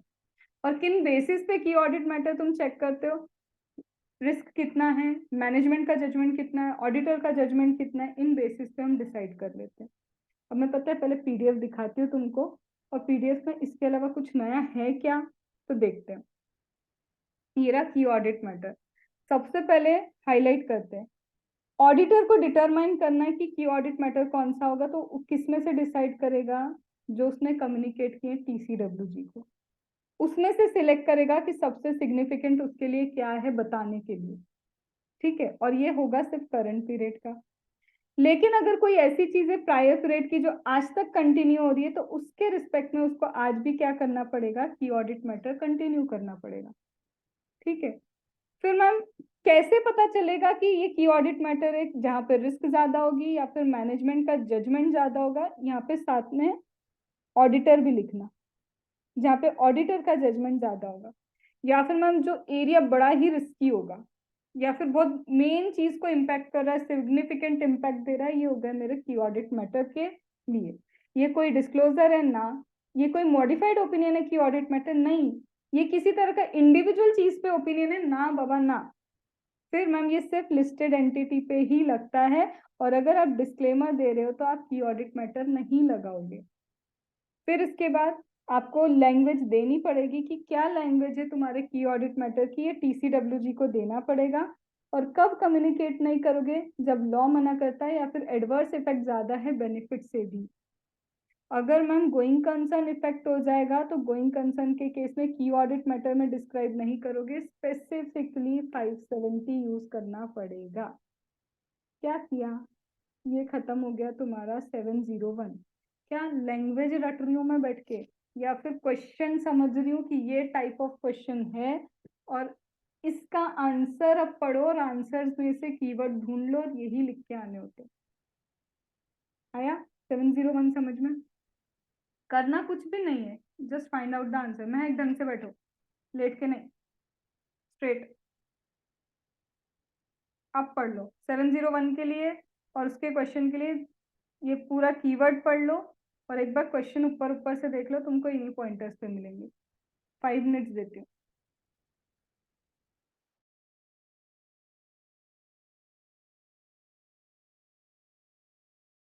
C due to the shortage of time मैं लर्न नहीं करवा सकती अभी, but at least I can tell you the वे।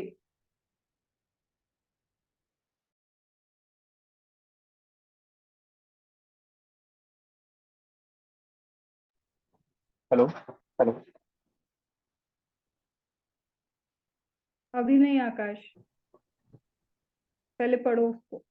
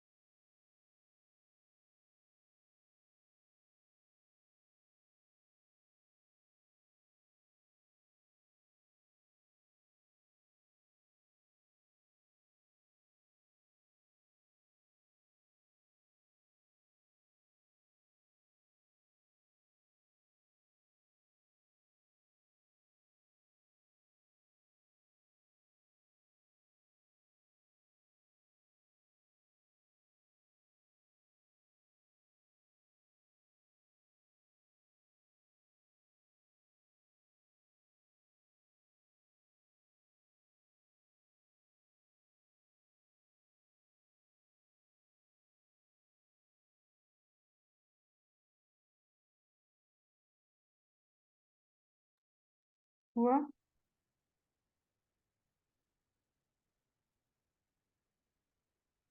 चलो, तो बेसिकली अभी क्या समझ में आया इतना करके? जीवन में क्या तुमको बदलाव महसूस होना चालू हुआ स्टैंडर्ड के प्रति?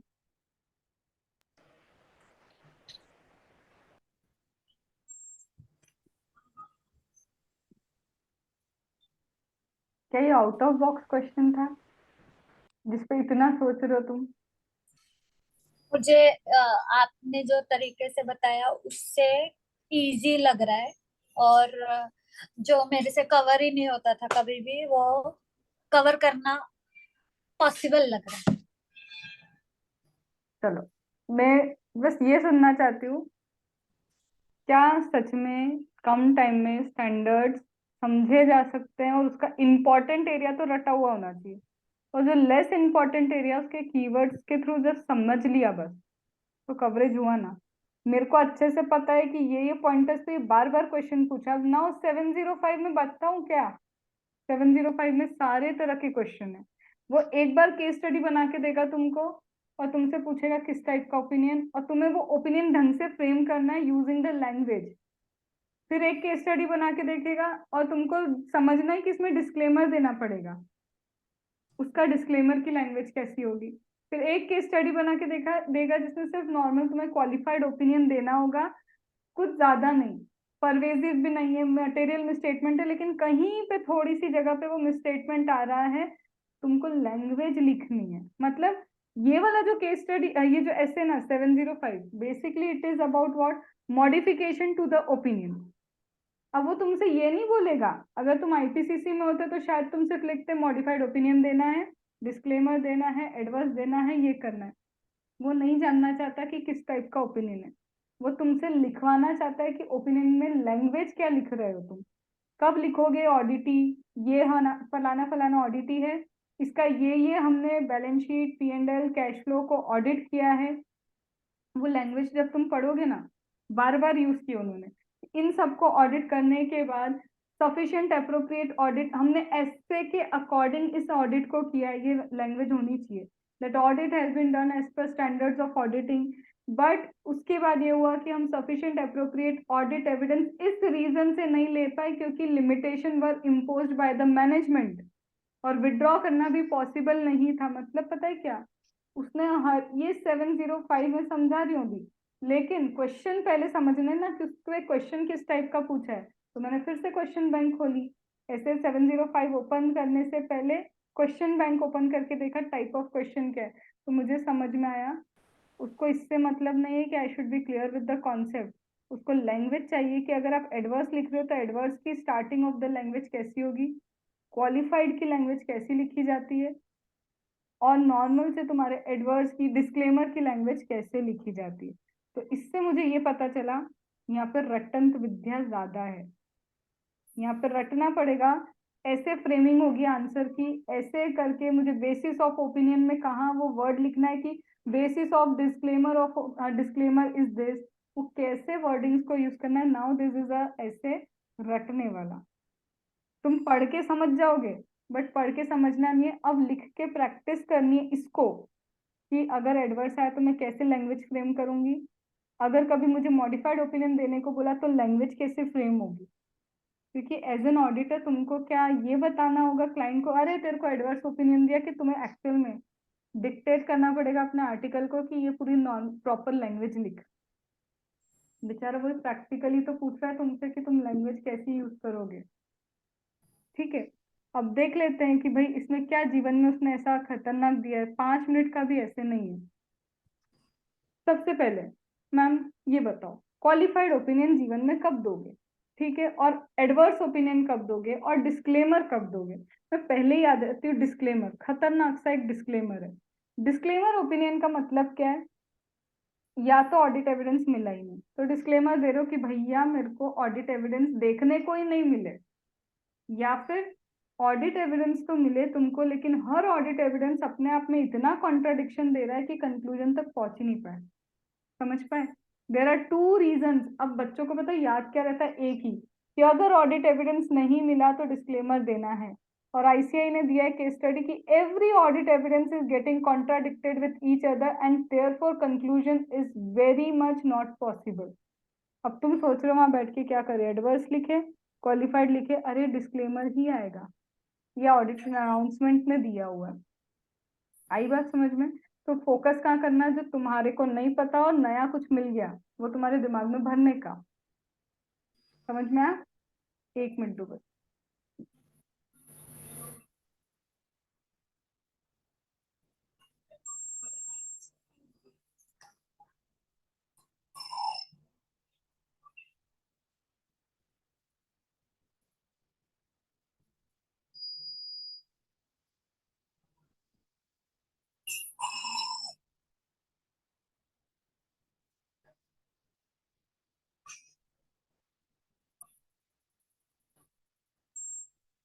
चलो दूसरा, डिस्क्लेमर देते वक्त ये याद रखना तुम्हें कुछ चीजें और लिखनी पड़ेगी। सबसे पहले मैम डिस्क्लेमर का मतलब क्या है, मुझे एक तो ऑडिट एविडेंस नहीं मिला या फिर जो ऑडिट एविडेंस मिले वो कॉन्ट्राडिक्शन दे रहे हैं, लेकिन साथ में जो भी अनडिटेक्टेड मिसस्टेटमेंट थे, ये लाइन लिखना जरूरी होगी कि वो मटेरियल एंड परवेजिव हैं। और जब मैं बोल रही हूँ ना कि तुमको क्वेश्चन लिखने को आएगा डिस्क्लेमर लिख के बताओ, तो डिस्क्लेमर में सबसे इंपॉर्टेंट वर्डिंग ये होनी ही चाहिए कि undetected misstatements are material and pervasive. As an auditor unable to obtain sufficient appropriate audit evidence, however, the audit is done as per standard of auditing. Auditor is independent, but the reason for not obtaining sufficient appropriate audit evidence is limitation of management. पता है मैं क्या बोल रही हूँ? जब भी disclaimer दोगे या तो ऑडिट एविडेंस मिला नहीं या तो कॉन्ट्राडिक्शन गया, पहली चीज। दूसरा, ये अनडिटेक्टेड मटेरियल में स्टेटमेंट जो थे वो मटेरियल थे, परवेजिव थे, ये तो लिखना ही है। और जब भी डिस्क्लेमर होता है ये लिखना पड़ता है कि ऑडिट तो ऐसे के अकॉर्डिंग हुआ था, हम भी इंडिपेंडेंट थे, हमने एथिकल रिक्वायरमेंट कंप्लाई की थी, लेकिन ये रीजन था, whatever is the reason, इसके कारण हम ऑडिट एविडेंस ऑब्टेन नहीं कर पाए। तुम बताओ, अपने आप को ही तो सेव कर रहे हो ना कि ऑडिट तो हमने ढंग से किया था जो ऐसे ने बोला था, रीजन ये था इसलिए हम कर नहीं पाए, और हम तो इंडिपेंडेंट भी थे, हम बायस भी नहीं है कि जानबूझ के लिख दे कि एविडेंसेस नहीं मिल रहे, वही तो लिखवा रहा है वो तुमसे। अंडरस्टूड? समझ में आया? तो डिस्क्लेमर में क्या, या तो मिला नहीं या तो कॉन्ट्राडिक्शन है, मटेरियल है, परवेजिव है, और ये पूरा लिखना पड़ेगा ऐसे के अकॉर्डिंग हुआ था, हम इंडिपेंडेंट थे, एथिकल रिक्वायरमेंट कंप्लाई की, लेकिन रीजन ये था इसलिए एविडेंस नहीं मिला। ठीक है। दूसरा, अब ये तो हो गया डिस्क्लेमर की बात। मैम डिस्क्लेमर नहीं होगा तो क्या होगा, एडवर्स होगा। एडवर्स में क्या करेंगे, हमको एविडेंसेस तो मिले, एविडेंस तो मिले, एविडेंस नहीं मिलेंगे तो डिस्क्लेमर की बात होती है। एविडेंस मिला, लेकिन वो एविडेंस मिलके पता चला कि ये मिसस्टेटमेंट चाहे इंडिविजुअल हो या एग्रीगेट हो, ये मिसस्टेटमेंट इंडिविजुअल हो या फिर क्या हो, एग्रीगेट हो, ये भी मटेरियल एंड परवेजिव हैं। तो जिसके कारण हम बोल सकते हैं कि financial statement true and fair view नहीं देते, they are not as per applicable financial reporting framework. ये लैंग्वेज लिखनी पड़ेगी, they do not give true and fair view. वो लैंग्वेज ही तो इम्पोर्टेंट है जो मार्क्स देगी, कि अगर तुम यहाँ पे एडवर्स दे रहे हो तो सफिशिएंट एप्रोप्रिएट ऑडिट एविडेंस मिला जिससे पता चला कि मिसस्टेटमेंट इंडिविजुअली और एग्रीगेट मटेरियल है, ठीक है, एंड परवेजिव भी है, ये दोनों चीजें लिखनी। फिर इसके बाद हमें पता चला कि financial statements are not prepared as per applicable financial reporting framework, they do not give true and fair view. ये सब कुछ जब पॉइंटर्स उनको मिलेंगे वो मार्क्स 100% देंगे। अब बचा क्या, क्वालिफाइड। हमको एविडेंस मिला लेकिन ये मटेरियल तो है, परवेजिव नहीं है। तो कुछ पार्ट है ऐसा फाइनेंशियल स्टेटमेंट का, बस वही ठीक नहीं है, बाकी सब ट्रू एंड फेयर व्यू देता है, बाकी सारा फेयर प्रेजेंटेशन पे है। पता है क्या, रटा नहीं, मीनिंग समझा। क्वालिफाइड में है तो सही एविडेंस, लेकिन परवेजिव नहीं है, मटेरियल है, परवेजिव नहीं है। तो एक पार्ट कुछ ऐसा है जो ट्रू एंड फेयर व्यू नहीं देता, बाकी सब कुछ ठीक है, except this part everything is having true and fair view. Qualified के बाद एडवर्स पे आएंगे तो एविडेंस मिला और ये परवेजिव है, और परवेजिव है इसलिए हम बोल रहे हैं कि ट्रू एंड फेयर व्यू नहीं देता है। और जब एविडेंस ही नहीं मिला या फिर एविडेंस ही अपने आप में लड़ाई कर रहे हैं तो सब लिखेंगे ऐसे के अकॉर्डिंग हुआ था, हम इंडिपेंडेंट थे, ये रीजन था इसलिए एविडेंस नहीं मिला, और ये डिस्क्लेमर है कि हम ओपिनियन ही नहीं दे सकते। अंडरस्टूड? आया? पता है क्या, अब फिर से क्वेश्चन बैंक ओपन करो and you will find, just देखो अभी पढ़ने का टाइम सारा नहीं है, but at least when I have given you the knowledge, अगले 3 घंटे में तुम्हारे लिए 700 हो जाना चाहिए। अब तुम अगर क्वेश्चन बैंक ओपन करोगे ना, you will literally find case study दे दी और पूछा है कि टाइप ऑफ ओपिनियन बता दो, और वो टाइप ऑफ ओपिनियन लिख के बताना है तुमको कि इस तरह का ओपिनियन ऐसे फ्रेम होता है। आया? तो मैं क्रक्स सिर्फ इतना बोलूं, किसी भी ऐसे को स्टार्ट करने से पहले उसके क्वेश्चन बैंक को पढ़ लो, वहीं से समझ में आ जाएगा इस ऐसे पे किस तरह के क्वेश्चन पूछ रहा है ICI. When your mind is a questioning mind, फिर देख लिया ये 4 चीजें इंपॉर्टेंट है, उसको अच्छे से रट लो, और जो 4 चीजें बाकी चीजें दिख रही हैं उसके वर्डिंग्स को समझ के क्लोजर ऑफ द ऐसे, that is known as learning properly. तो आता सब कुछ है, लेकिन जो बुक में वो तो बहुत अच्छे से आता है, जो नहीं आया आज तक क्वेश्चन उसको छोड़ने वाली नहीं हूँ, क्योंकि आता सब कुछ है मुझे, मेरी लैंग्वेज में सब लिख लूंगी, क्योंकि जो नया आंसर है वो तो पूरे के पूरे स्टूडेंट के लिए नया है, सभी नए तरह से लिखेंगे। है? जल्दी से, आप 5 मिनट का टाइम दे रही हूँ, एक बार नजर घुमाओ उनके 705 के क्वेश्चन पे। तुम्हारे पास अभी जो एफआर कर रहे हो उनको छोड़ के, नहीं उनको भी क्यों छोड़ू मैं, अभी सिर्फ डीटी वालों को छोड़ रही हूँ मैं। मंडे तुम्हारे पास सिर्फ रहेगा 3 घंटे में ऐसे 700 खत्म करके दिखाना, पूरी सीरीज 3 आवर्स 700 इसी स्पीड पे होनी चाहिए, और यही पीडीएफ यूज करना है, तीसरा कोई पीडीएफ नहीं, ये पीडीएफ और क्वेश्चन बैंक बस, और वो मोर देन सफिशिएंट है। ठीक है, 5 मिनट्स का टाइमर वापस लगा रही हूँ मैं।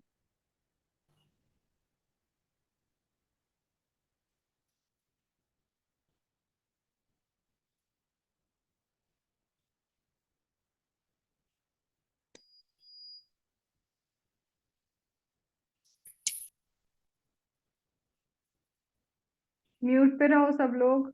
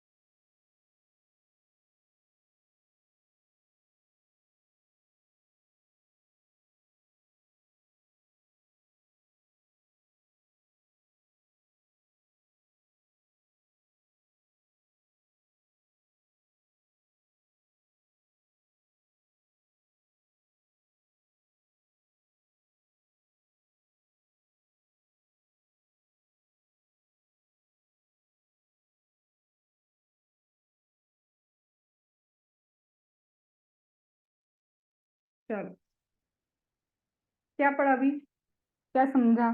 एटलीस्ट एक आध क्वेश्चन तो देखा होगा ना?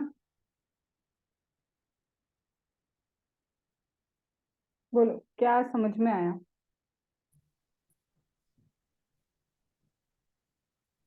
इस तरह की सिचुएशन देंगे कि आप है ना जो कंफ्यूजन है वो ड्रॉ नहीं कर पा रहे हो आप, या फिर दो दो ऑप्शन ले सकते हैं, या तो डिस्क्लेमर वाला या एडवर्स वाला, कुछ ऐसे देंगे तो अपन देख लेंगे। या तो अनेबल टू कंक्लूड अपन नहीं कर पा रहे हैं, या फिर एडवर्स कुछ ऐसा हो रहा है, जैसे रीनेगोशिएट वाले कुछ क्वेश्चंस दे रखे हैं।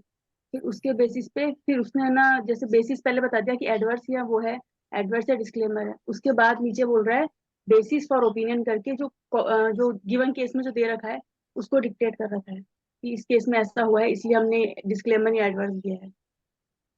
दो पैराग्राफ। क्वेश्चन पूछने का तरीका म्यूट करो।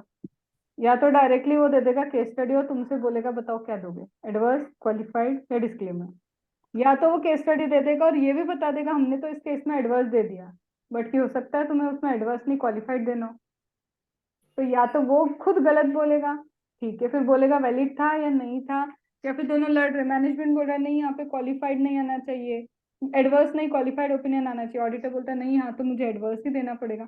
मतलब किसी भी तरह से वो तुमसे क्या जानना चाह रहा है, तुम्हारे में ये दिमाग है कि यहाँ पे एडवर्स आएगा, क्वालिफाइड या डिस्क्लेमर, और अगर तुम्हें दिमाग है तो क्या लैंग्वेज लिखना आती है इन तीनों ओपिनियन की या नहीं। यही सीखना है तुम्हें एसए 705 से। 700 में दो क्वेश्चन क्या सीखे? 700 के दो क्वेश्चन क्या थे? Basic international standards of auditing, difference of opinion वाला, और टाइटल एड्रेस वाला जो बेसिक एलिमेंट। ठीक है, यू ऑडिट मैटर में किस टाइप के क्वेश्चन आ रहे हैं?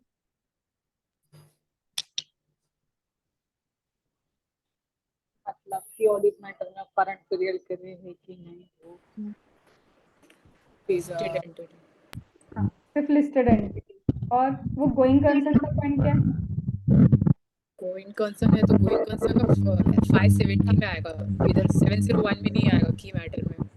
हाँ, उसके लिए सिर्फ यही मैटर लेने का मतलब नहीं है, 570 में तो देना ही पड़ेगा। वो डिस्क्लेमर वाला पॉइंट क्या है? म्यूट पे रखो ना, महक तुम्हारे उधर से कुछ बहुत आवाज आ रही है, मैं बोल नहीं पा रही। क्या बोलते हैं, डिस्क्लेमर वाला पॉइंट क्या था कि ऑडिट मैटर में? यस, डिस्क्लेमर देंगे 705 में जाएगा। तो फिर तो वहाँ 705 पे भी क्वेश्चन है। फिर वो क्या था, करंट ईयर वाले पे ही क्यों ऑडिट मैटर जाना चाहिए? कुछ और पॉइंट है उसका प्रायर पीरियड से प्रायर related? पीरियड वाला क्या है? अगर वो पिछले साल भी है तो वो इस साल भी आएगा, और वो अच्छा, कंटिन्यू अगर रहेगा अगर वो आएगा रिजॉल्व नहीं हुआ होगा तो। तभी आएगा, अगर अगर तभी वो आएगा। easy impact देता है। इन पे करंट। ठीक है, अब इसके बाद मुझे बताओ ये मॉडिफाइड वाले में तुमने क्या ही सीखा? 705 में क्या था, क्वेश्चन टाइप पता चल गए, और 3 तरह के ओपिनियन देने आना चाहिए। मतलब 3 ऐसे कंसाइज होके दिमाग में गए कि एटलीस्ट ये है। इसी को बोलते हैं बेस बनाना, कि मुझे बस पता होना चाहिए। अब नेक्स्ट आने वाला है मेरा emphasis of matter paragraph and other matter paragraph. अब फिर से मैं क्या करूं, डायरेक्ट पहुंच जाऊं ऐसे लर्न करना? नहीं, मेरे को पता होना चाहिए क्वेश्चन बैंक ने पूछा क्या है। तो emphasis of matter paragraph and की अदर मैटर पैराग्राफ के क्वेश्चन पता है क्या है? तुमको मैटर दे दिया, तुम बताओ इसको एम्फेसिस में लिखोगे या इसको अदर मैटर में लिखोगे। मतलब तुमको चूज करना है, तुमको समझना है कि यार ये मैटर मुझे अदर मैटर पैराग्राफ के अंदर लिखना चाहिए, या फिर ये वाला मैटर मुझे एम्फेसिस ऑफ मैटर पैराग्राफ के अंदर लिखना चाहिए। मतलब वो केस स्टडी में पॉइंटर्स देगा तुमको, और तुम बताओ कि कहाँ लिखोगे इसको। अब एम्फेसिस, फोकस ही करो ना, वर्ड क्या लिखा है, emphasis of matter paragraph. Emphasis ma'am, listed entity के लिए तो की ऑडिट मैटर आपने बता दिया, टीसीडब्ल्यूजी को बताओगे तो ठीक है। मैम ऐसा कोई मैटर जो टीसीडब्ल्यूजी से तो बात नहीं की और ये लिस्टेड एंटिटी ही है, समझ रहे हो? लिस्टेड एंटिटी पे की ऑडिट मैटर लगता है, ये बात तो पक्की है। पर वो की ऑडिट मैटर होता है जिसको तुमने टीसीडब्ल्यूजी से कम्युनिकेट किया, उसी में से चूज हो सकता है। तो ऐसा हो सकता है ना कि मैं टीसीडब्ल्यूजी से कम्युनिकेट वो नहीं की और मिल गया मुझे कोई ऐसा मैटर जो कम से कम लोगों के निगरानी में तो आ जाना चाहिए। तो कहाँ लिख सकती हूँ मैं? तब मैं लिखूंगी ना एम्फेसिस करो इस चीज पे, emphasis of matter paragraph. Ma'am मैं तो अनलिस्टेड हूँ, तो अनलिस्टेड तो की ऑडिट मैटर नहीं कर सकता, तो वो कहाँ एम्फेसाइज करवाएंगे, एम्फेसिस ऑफ मैटर पैराग्राफ में। ये चीज है, इस पे ध्यान दो, समझ में आया? तो ma'am emphasis of matter paragraph किस चीज के लिए होता है, जब फाइनेंशियल स्टेटमेंट में ही लिखी हुई है चीजें, पर आप स्पेशली चाहते हो भाई इस पे ध्यान दे, यूजर को तुम बताना चाहते हो स्पेशली इस चीज पे ध्यान दे, तो मैम अदर मैटर पैराग्राफ में क्या करोगे, फाइनेंशियल स्टेटमेंट में नहीं लिखी है वो चीजें, लिखी ही नहीं है, पर तुम्हें समझाना है लोगों को, या तो खुद की से रिस्पॉन्सिबिलिटी समझाना है एज एन ऑडिटर, कि ऑडिटर की रिस्पॉन्सिबिलिटी इंटरनल कंट्रोल्स को चेक करने की नहीं है, लेकिन ये इंटरनल कंट्रोल में गड़बड़ मिली तो हम बता रहे हैं, कल के हमारे पीछे मत पड़ जाना।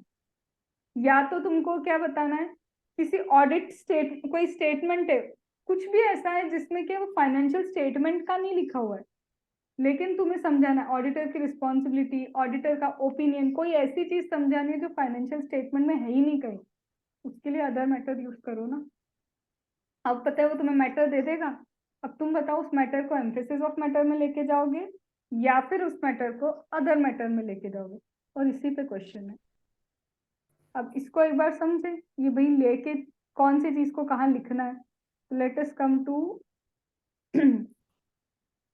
706 क्या बोलता है, सबसे पहले अगर मुझे किसी मैटर पे अटेंशन ड्रॉ करवाना है, मुझे क्या करना है, किसी मैटर पे अटेंशन ड्रॉ करवाना है, तो मैम एम्फेसिस ऑफ मैटर कब यूज करेंगे, तो एम्फेसिस ऑफ मैटर यूज करेंगे जब मैटर ऑलरेडी डिस्क्लोज या प्रेजेंटेड है फाइनेंशियल स्टेटमेंट के अंदर, ऑलरेडी है।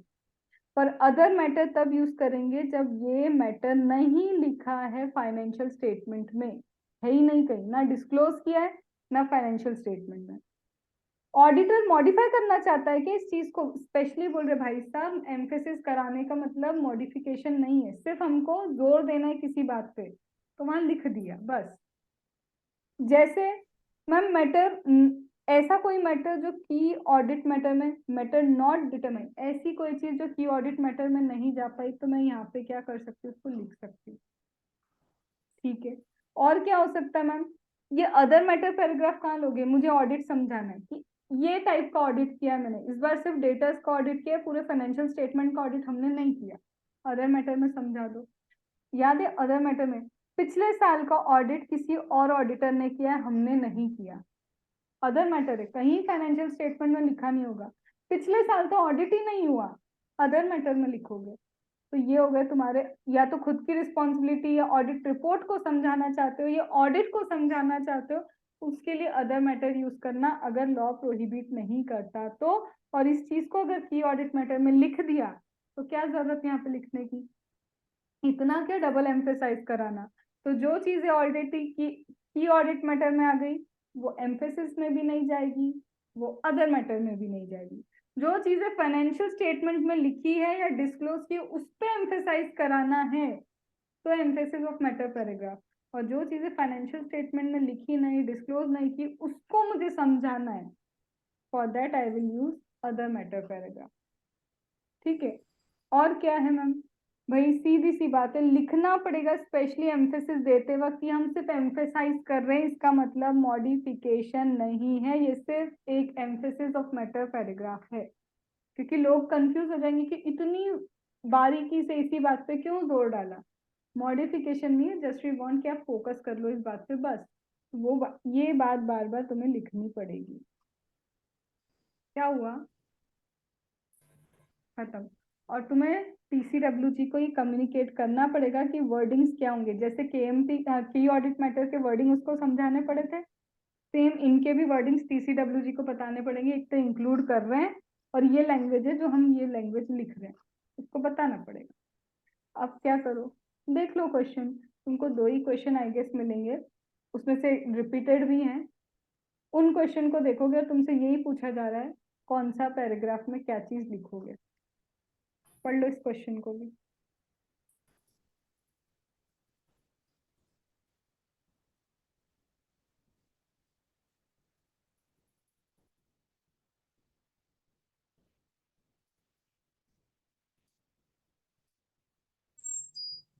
मैम इसमें ये वाली लाइन क्या लिखा है, auditor is not required to modify the opinion as per S 705, तो लाइन का क्या मतलब है? सिंपल सी बात है कि यहाँ पे एम्फेसिस या अदर मैटर देने का मतलब ये नहीं कि वो मॉडिफाई कर रहा है, ये मॉडिफिकेशन नहीं है। अच्छा, ठीक है। और वो वाला मैटर कैन भी नहीं होना चाहिए। मॉडिफाइड मैटर के लिए तो ऑलरेडी मॉडिफिकेशन जाता है, उसके लिए एम्फेसिस थोड़ी ना दोगे। ओके।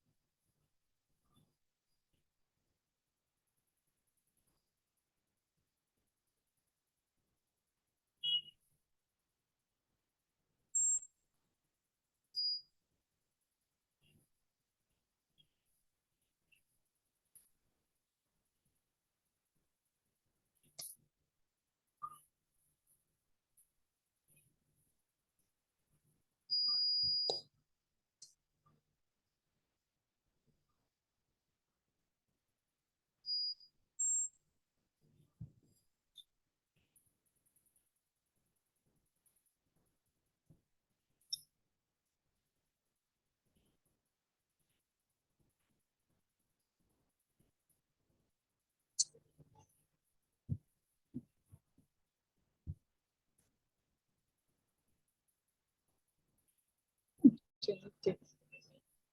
हाँ?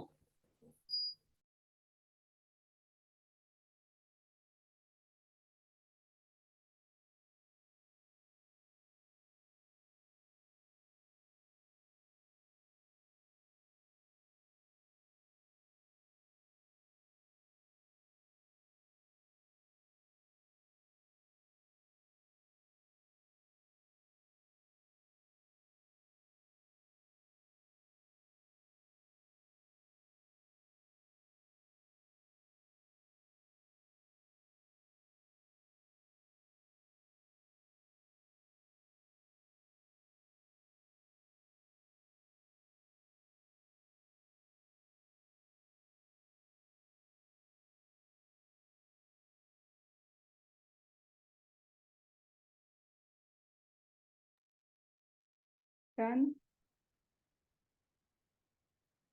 किया। टाइप ऑफ क्वेश्चन समझ में आना चालू है। तो अभी तक अपन ने 700 से स्टार्ट किया था, 701, 700, 700, 701, 705, 706। बट क्या वो क्रक्स भर गया दिमाग में एटलीस्ट कि यही तो पूछ रखा है?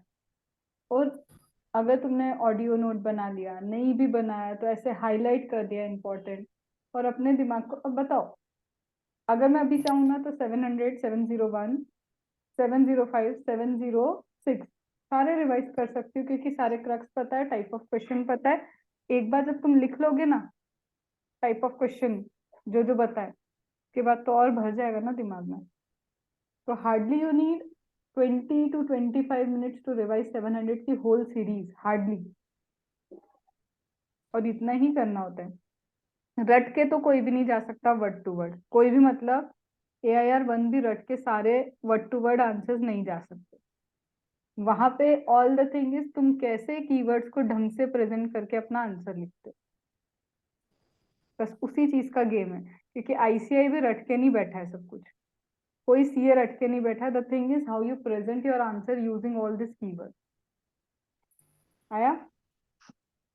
अब आती है बात हमारी कंपैरेटिव की। भाई सिंपल सी बात है, कंपैरेटिव में 2 ऐसे बचे तुम्हारा 700 सीरीज टाटा बाय बाय हो जाएगा। लेकिन अब तुमको इतना एफर्ट्स तो एक बार करना होगा कि टाइप ऑफ क्वेश्चन समझ में आ गया, कंटेंट समझ में आ गया, कीवर्ड्स दिमाग में भर जाने चाहिए। बिकॉज ये रेगुलर क्लास भी नहीं है ना, क्लास है जिसको मैं तुमको बैठ के सारा याद करवा सकती हूँ, तुमको घर पे करने की भी जरूरत नहीं पड़ेगी।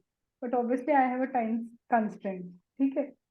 अब मेरे को एक चीज बताओ, सिंपल सी बात है, कंपेरेटिव समझ में क्या आ रहा है? कंपेरेटिव से करंट ईयर का भी कुछ दिया होगा और पास्ट पीरियड का भी दे के रखा होगा, that is known as comparative. अब पता है क्या होगा?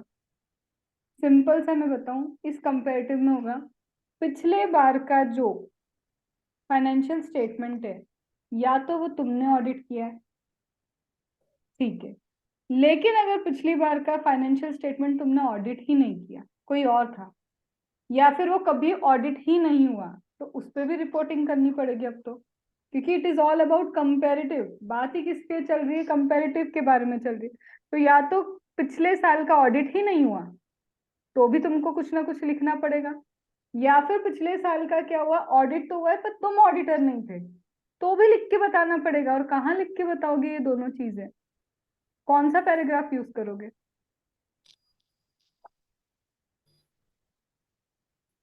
सही आंसर अदर देना। में अदर मैटर, क्योंकि फाइनेंशियल स्टेटमेंट रिलेटेड नहीं है ये कि हम ऑडिटर नहीं थे या ऑडिट हुआ ही नहीं। अदर मैटर है जिसको समझाना पड़ेगा, भाई देख ऑडिट या तो हुआ ही नहीं है या फिर हम ऑडिटर नहीं थे। तो एक ये पॉइंट आएगा। दूसरा आएगा मैम हम ही ऑडिटर थे, इस साल भी उस साल भी हम ही ऑडिटर थे। ये नहीं हो सकता, तुम्हारा अब जो ओपिनियन है वो चेंज हो गया पिछले साल के रिस्पेक्ट में।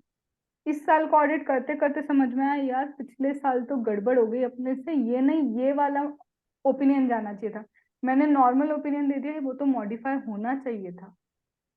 वो भी हो सकता है कि तुम्हारा ही ओपिनियन चेंज हो जाए पिछले टाइम के रिस्पेक्ट में। पता है क्या है, ये जो 3 चीजें मैंने बोली ना। चौथा, मैम पिछले साल कुछ गड़बड़ की थी, इस साल भी वो गड़बड़ चल रही है। पिछले साल कोई गड़बड़ की थी, इस साल भी वो गड़बड़ चल रही है, उसके रिस्पेक्ट में मेरे को क्या ओपिनियन देना है? पिछले साल कुछ गड़बड़ समझ ही नहीं आई थी, इस साल पता चल गई यार पिछले साल में तो गड़बड़ कर करके रखी हुई थी, अब क्या करोगे? समझ रहे हो? या तो पिछले साल तुमने ऑडिट नहीं किया या हुआ ही नहीं, उसके रिस्पेक्ट में कुछ कुछ लिखना है। पिछले साल कुछ गलतियां थी जो अब तक कंटिन्यू हो रही है, अब तक रिजॉल्व नहीं की, पिछले साल हमने नोटिस नहीं की, इस साल नोटिस की कि ये सारी गलतियां हुई हैं। तो ये 4-5 केसेस हैं, और ये जो 4-5 मैं केस बोल रही हूँ ना, यही क्वेश्चंस हैं, केस स्टडी इन्हीं पे बनेगी। या तो ऑडिट तुमने नहीं किया, या ऑडिट हुआ ही नहीं है, या फिर पिछले साल की गलती अब तक चल रही है, या फिर नई मिस्टेक पता चली पिछले साल के रिस्पेक्ट में, और उसके बेसिस पे मैं बोल सकती हूँ कि पिछले साल तो मॉडिफाइड ओपिनियन आना चाहिए था। अब ये हो गए केस। और केस क्या बन सकता है, मुझे पता चला कि पिछले साल गड़बड़ हुई है, मॉडिफिकेशन होना चाहिए था, पर पिछले साल के ऑडिटर हम नहीं थे, हम कैसे अब उसको सही करेंगे, उसके लिए कोई प्रोसीजर लगानी पड़ेगी। तो क्या हुआ, सबसे पहले दिमाग में तो डिजाइन किया कि इस ऑडिट, ये जो ऐसे है, इस ऐसे के क्या बोल सकती हूँ ना मैं, विंग्स कितने हैं, ब्रांचेस क्या खुली है। अब वो ब्रांच खुल गई, अगर हम ऑडिटर नहीं थे तो क्या लिखूंगी, सबसे पहले आते ऑडिट हुआ ही नहीं, तो ऑडिट नहीं हुआ तो स्पेशली अदर मैटर में लिख के बताओगे हम ऑडिट हुआ ही नहीं कभी, फर्स्ट टाइम इसका ऑडिट हो रहा है, फिर भी हमने as a responsibility opening statement पूरे चेक किए हैं, वही तो लिख के बताओगे कि कभी इसका ऑडिट नहीं हुआ था, पर हमारी रिस्पॉन्सिबिलिटी थी कि भले ही ऑडिट पिछली बार नहीं हुआ है, पर उसके पूरे ओपनिंग बैलेंसेस हमको चेक करना है, वो हमने कर लिए, बस वही तो लिख के बताना है तुमको। अब ये कहाँ लिखा है, मैं थोड़ा सा रिवर्स में जा रही हूँ फॉर द फ्लो। देखो, सबसे पहले प्रायर पीरियड के फाइनेंशियल स्टेटमेंट भैया ऑडिट ही नहीं हुआ, कुछ भी नहीं हुआ, ऑडिट वॉडिट कुछ भी नहीं हुआ, प्रायर पीरियड फाइनेंशियल स्टेटमेंट, तो ये बोल दिया मैंने इट वाज नॉट ऑडिटेड। तो क्या लिखोगे, सबसे पहले अदर मैटर पैराग्राफ, उसमें क्या लिखोगे कि अनऑडिटेड थे हमारे करस्पॉन्डिंग फिगर या कंपैरेटिव फाइनेंशियल स्टेटमेंट। मतलब क्या होता है, करस्पॉन्डिंग फिगर और कंपैरेटिव फाइनेंशियल स्टेटमेंट का सबसे लास्ट में बता दूंगी, ये ऑडिटेड ही नहीं है, लेकिन स्टिल ऑडिटर की जो रिस्पॉन्सिबिलिटी थी कि उसको sufficient appropriate audit evidence opening balances से ऑब्टेन करना था, उसने ऑब्टेन किया, और वो बता रहा है कि इसमें कोई मिसस्टेटमेंट मटेरियल नहीं है, ऐसा कोई मटेरियल मिसस्टेटमेंट नहीं है। अब तुम ही बताओ, तुम भी ऑडिटर होते तो यही करते ना, ओपनिंग स्टेटमेंट चेक करते और उसको बता देते कोई गलतियां उसमें नहीं है, और उसमें नहीं है तो यहाँ पे हम चेक करते हैं आगे का, और ये अदर मैटर में ही बताना है, क्योंकि फाइनेंशियल स्टेटमेंट में थोड़ी ना ये सब लिखा रहेगा कि पिछली बार ऑडिट ही नहीं हुआ था, है। अब मैम ये भी तो हो सकता है, क्या हो सकता है, आपने ऑडिट नहीं किया, किसी और ने ऑडिट किया, तो अगर किसी और ने ऑडिट किया तो तुम उसकी ऑडिट रिपोर्ट देखना चाहोगे। सबसे पहले तो देखो कि क्या तुम पिछले ऑडिटर की रिपोर्ट देख भी सकते हो या नहीं, लॉ परमिट करता है तुमको या नहीं परमिट करता है। तो अगर लॉ बोलता है कि तुम पिछले वाले की ऑडिट रिपोर्ट को रेफर कर सकते हो, तो अदर मैटर पैराग्राफ फिर से यूज करके क्या लिखोगे कि उसने ओपिनियन जो दिया था वो कौन सा ओपिनियन दिया था, उसके ओपिनियन देने का रीजन क्या था, क्योंकि बेसिस ऑफ ओपिनियन मिलेगा ना तुमको उसकी रिपोर्ट में, तो उससे ढूंढो कि उसने किस रीजन पे ये ओपिनियन दिया था, और वो उसकी ऑडिट रिपोर्ट की डेट लिख के दे दो। तो बेसिकली अगर तुमने ऑडिट नहीं किया पर किसी और ने ऑडिट किया, तो बता तो दो लोगों को कि देखो इस डेट का रिपोर्ट है, उसने ये ओपिनियन दिया था और उसके ओपिनियन का रीजन ये था, तो तुमने बता दिया कि ये चीजें हैं। फिर अब ऑडिटर ने क्या कंक्लूड किया कि भाई पिछले टाइम में तो मटेरियल मिसस्टेटमेंट थे, लेकिन उसने कोई मॉडिफिकेशन नहीं दिया, वही तो बात हो रही, ऑडिटर कोई और था, गलतियां भी थी, पर भाई साहब ने क्लीन रिपोर्ट दे दी। तो सबसे पहले ऑडिटर क्या करेगा, मैनेजमेंट को जाके बताएगा और उसको बोलेगा कि उसको बोलो नई रिपोर्ट दे। क्या बोलेगा, मैनेजमेंट को जाके बोलेगा भाई देखो मॉडिफाइड ओपिनियन बनता है, सामने वाले को जाके बोलो कि एक नई रिपोर्ट इशू कर दे। तो यहाँ पे ऑडिटर क्या करेगा, अमेंड करवाएगा और नई रिपोर्ट इशू करवाएगा। जरूरी थोड़ी ना सामने वाला नई रिपोर्ट दे ही देगा, अगर सामने वाला नई रिपोर्ट नहीं देता तो तुम्हें करंट पीरियड में मॉडिफिकेशन देना पड़ेगा प्रीवियस ईयर के रिस्पेक्ट में। क्या ये बात समझ में आई? दो चीजें हो गई, या तो जीवन में ऑडिट हुआ ही नहीं उसका, तुम पहली बार तो ऑडिट कर रहे हो तो लिखोगे ओपनिंग बैलेंस चेक कर लियो, ओपनिंग बैलेंस में कोई दिक्कत है नहीं, या तो किसी और ने ऑडिट किया है, तो सबसे पहले लॉ के अकॉर्डिंग देखो रिपोर्ट उसकी रेफर कर सकते हैं, अगर कर सकते हैं तो टाइप ऑफ रिपोर्ट क्या है, रीजन क्या है उसकी रिपोर्ट का, और डेट ऑफ रिपोर्ट क्या है, ये लिख दिया। हमने देखा भाई साहब ये तो पिछली बार गड़बड़ थी, इसने तो क्लीन रिपोर्ट दे दी, पहले तो मैनेजमेंट को बोलो कि इसको बोल नई रिपोर्ट दे हमको, पहला तो यही होगा ना कि जिसका काम था उसी को साझे, उसी को बोल कि देना नई रिपोर्ट, नहीं दे रहा तो प्रीवियस ईयर के रिपोर्ट रिस्पेक्ट में करंट ईयर की रिपोर्ट मॉडिफाई तुम्हें करनी ही पड़ेगी। बात समझ में? अब पता है क्या, ये केस स्टडी है सारी, इसमें तुम अगर क्वेश्चन भी पढ़ोगे तो ये अलग अलग केस स्टडी आएगी और इन्हीं चीजों पे केस स्टडी आएगी। ठीक है, अब आगे जाते और क्या, अभी अपन ने केस बनाए थे ना, अलग अलग केस कुछ कुछ बना रहे थे, ये हो गया। और क्या हो सकता है मैम? देखो भैया, पिछली रिपोर्ट थी, ठीक है, पिछली रिपोर्ट मॉडिफाई हुई है बकायदा। अब तुम खुद ही सोचो, पिछली रिपोर्ट मॉडिफाई हुई तो क्योंकि तुमने कुछ ना कुछ तो गलत किया था, तो वो मॉडिफाई करके गया बंदा, या तो तुमने किया खुद ने, या फिर कोई और बंदा था उसने क्या किया, निशाली सीधे बैठो, या तो पिछली बार मॉडिफाई हुई क्योंकि तुम ही ऑडिटर थे, या तो कोई और ऑडिटर था वो मॉडिफाई करके दिया। तुम बताओ, पिछले वाले ने गलती की, सबसे पहले चेक करोगे कि नहीं कि इस बार वो गलतियां रिपीट तो नहीं हो रही अभी भी? तो तुम अभी सबसे पहले यही तो चेक करोगे कि पिछली मिस्टेक रिजॉल्व हुई या नहीं हुई। नहीं मैम, अभी भी रिजॉल्व नहीं हुई, तो तुम क्या करोगे? मैनेजमेंट को बोलोगे भाई रिजॉल्व कर ले। मैनेजमेंट रिजॉल्व करने को रेडी नहीं है, तो तुम्हारे पास अल्टीमेट ऑप्शन बचता क्या है? प्रीवियस पीरियड के रिस्पेक्ट में अभी भी करंट पीरियड को क्या करना पड़ेगा? मॉडिफाई। वही करोगे ना, जनरली भी तुम भी तो यही करोगे। तो अब देखते हैं उन्होंने यही लिखा या नहीं लिखा। तो सबसे पहले मैम, प्रीवियस रिपोर्ट क्या है? प्रीवियस रिपोर्ट मॉडिफाई थी। सबसे पहले अभी भी अनरिजॉल्व है, हाँ मैम, वो रिपोर्ट्स अभी भी अनरिजॉल्व है, वो मैटर आज तक इन लोगों ने सॉल्व नहीं किया, तो ऑडिटर मॉडिफाई कर देगा current period financial statement with respect to previous period.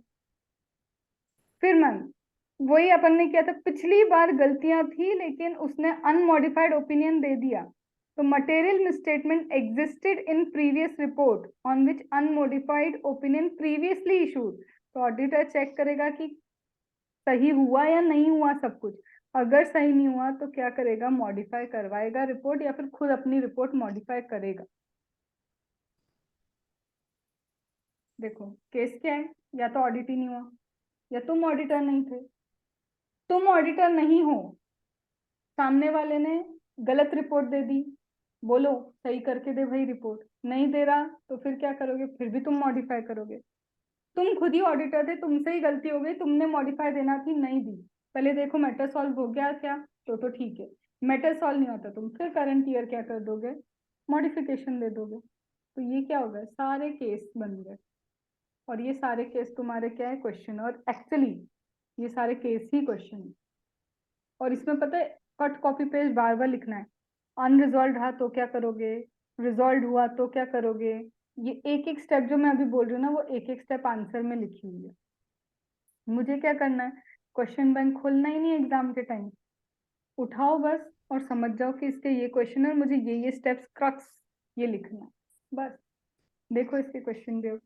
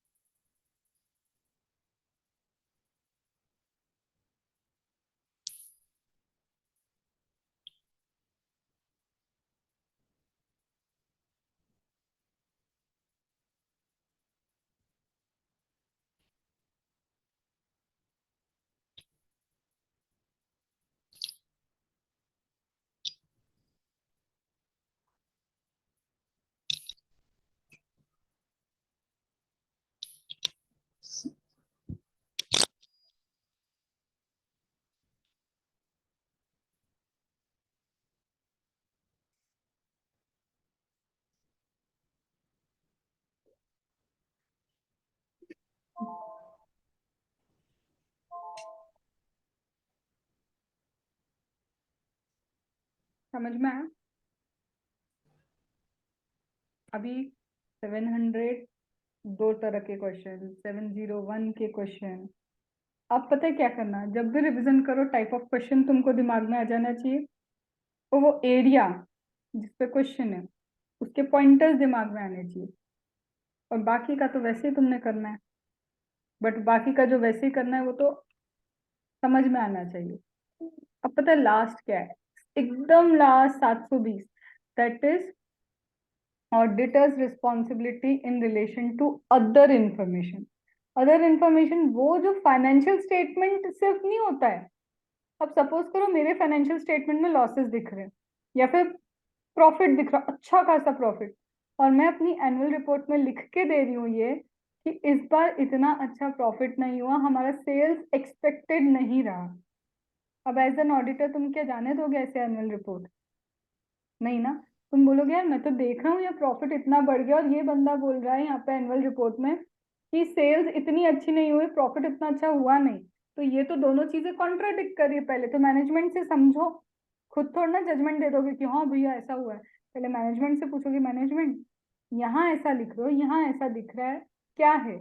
Management समझाएगी तुमको, तुम सेटिस्फाई भी हो सकते हो, तुम सेटिस्फाई नहीं भी हो सकते हो, ठीक है।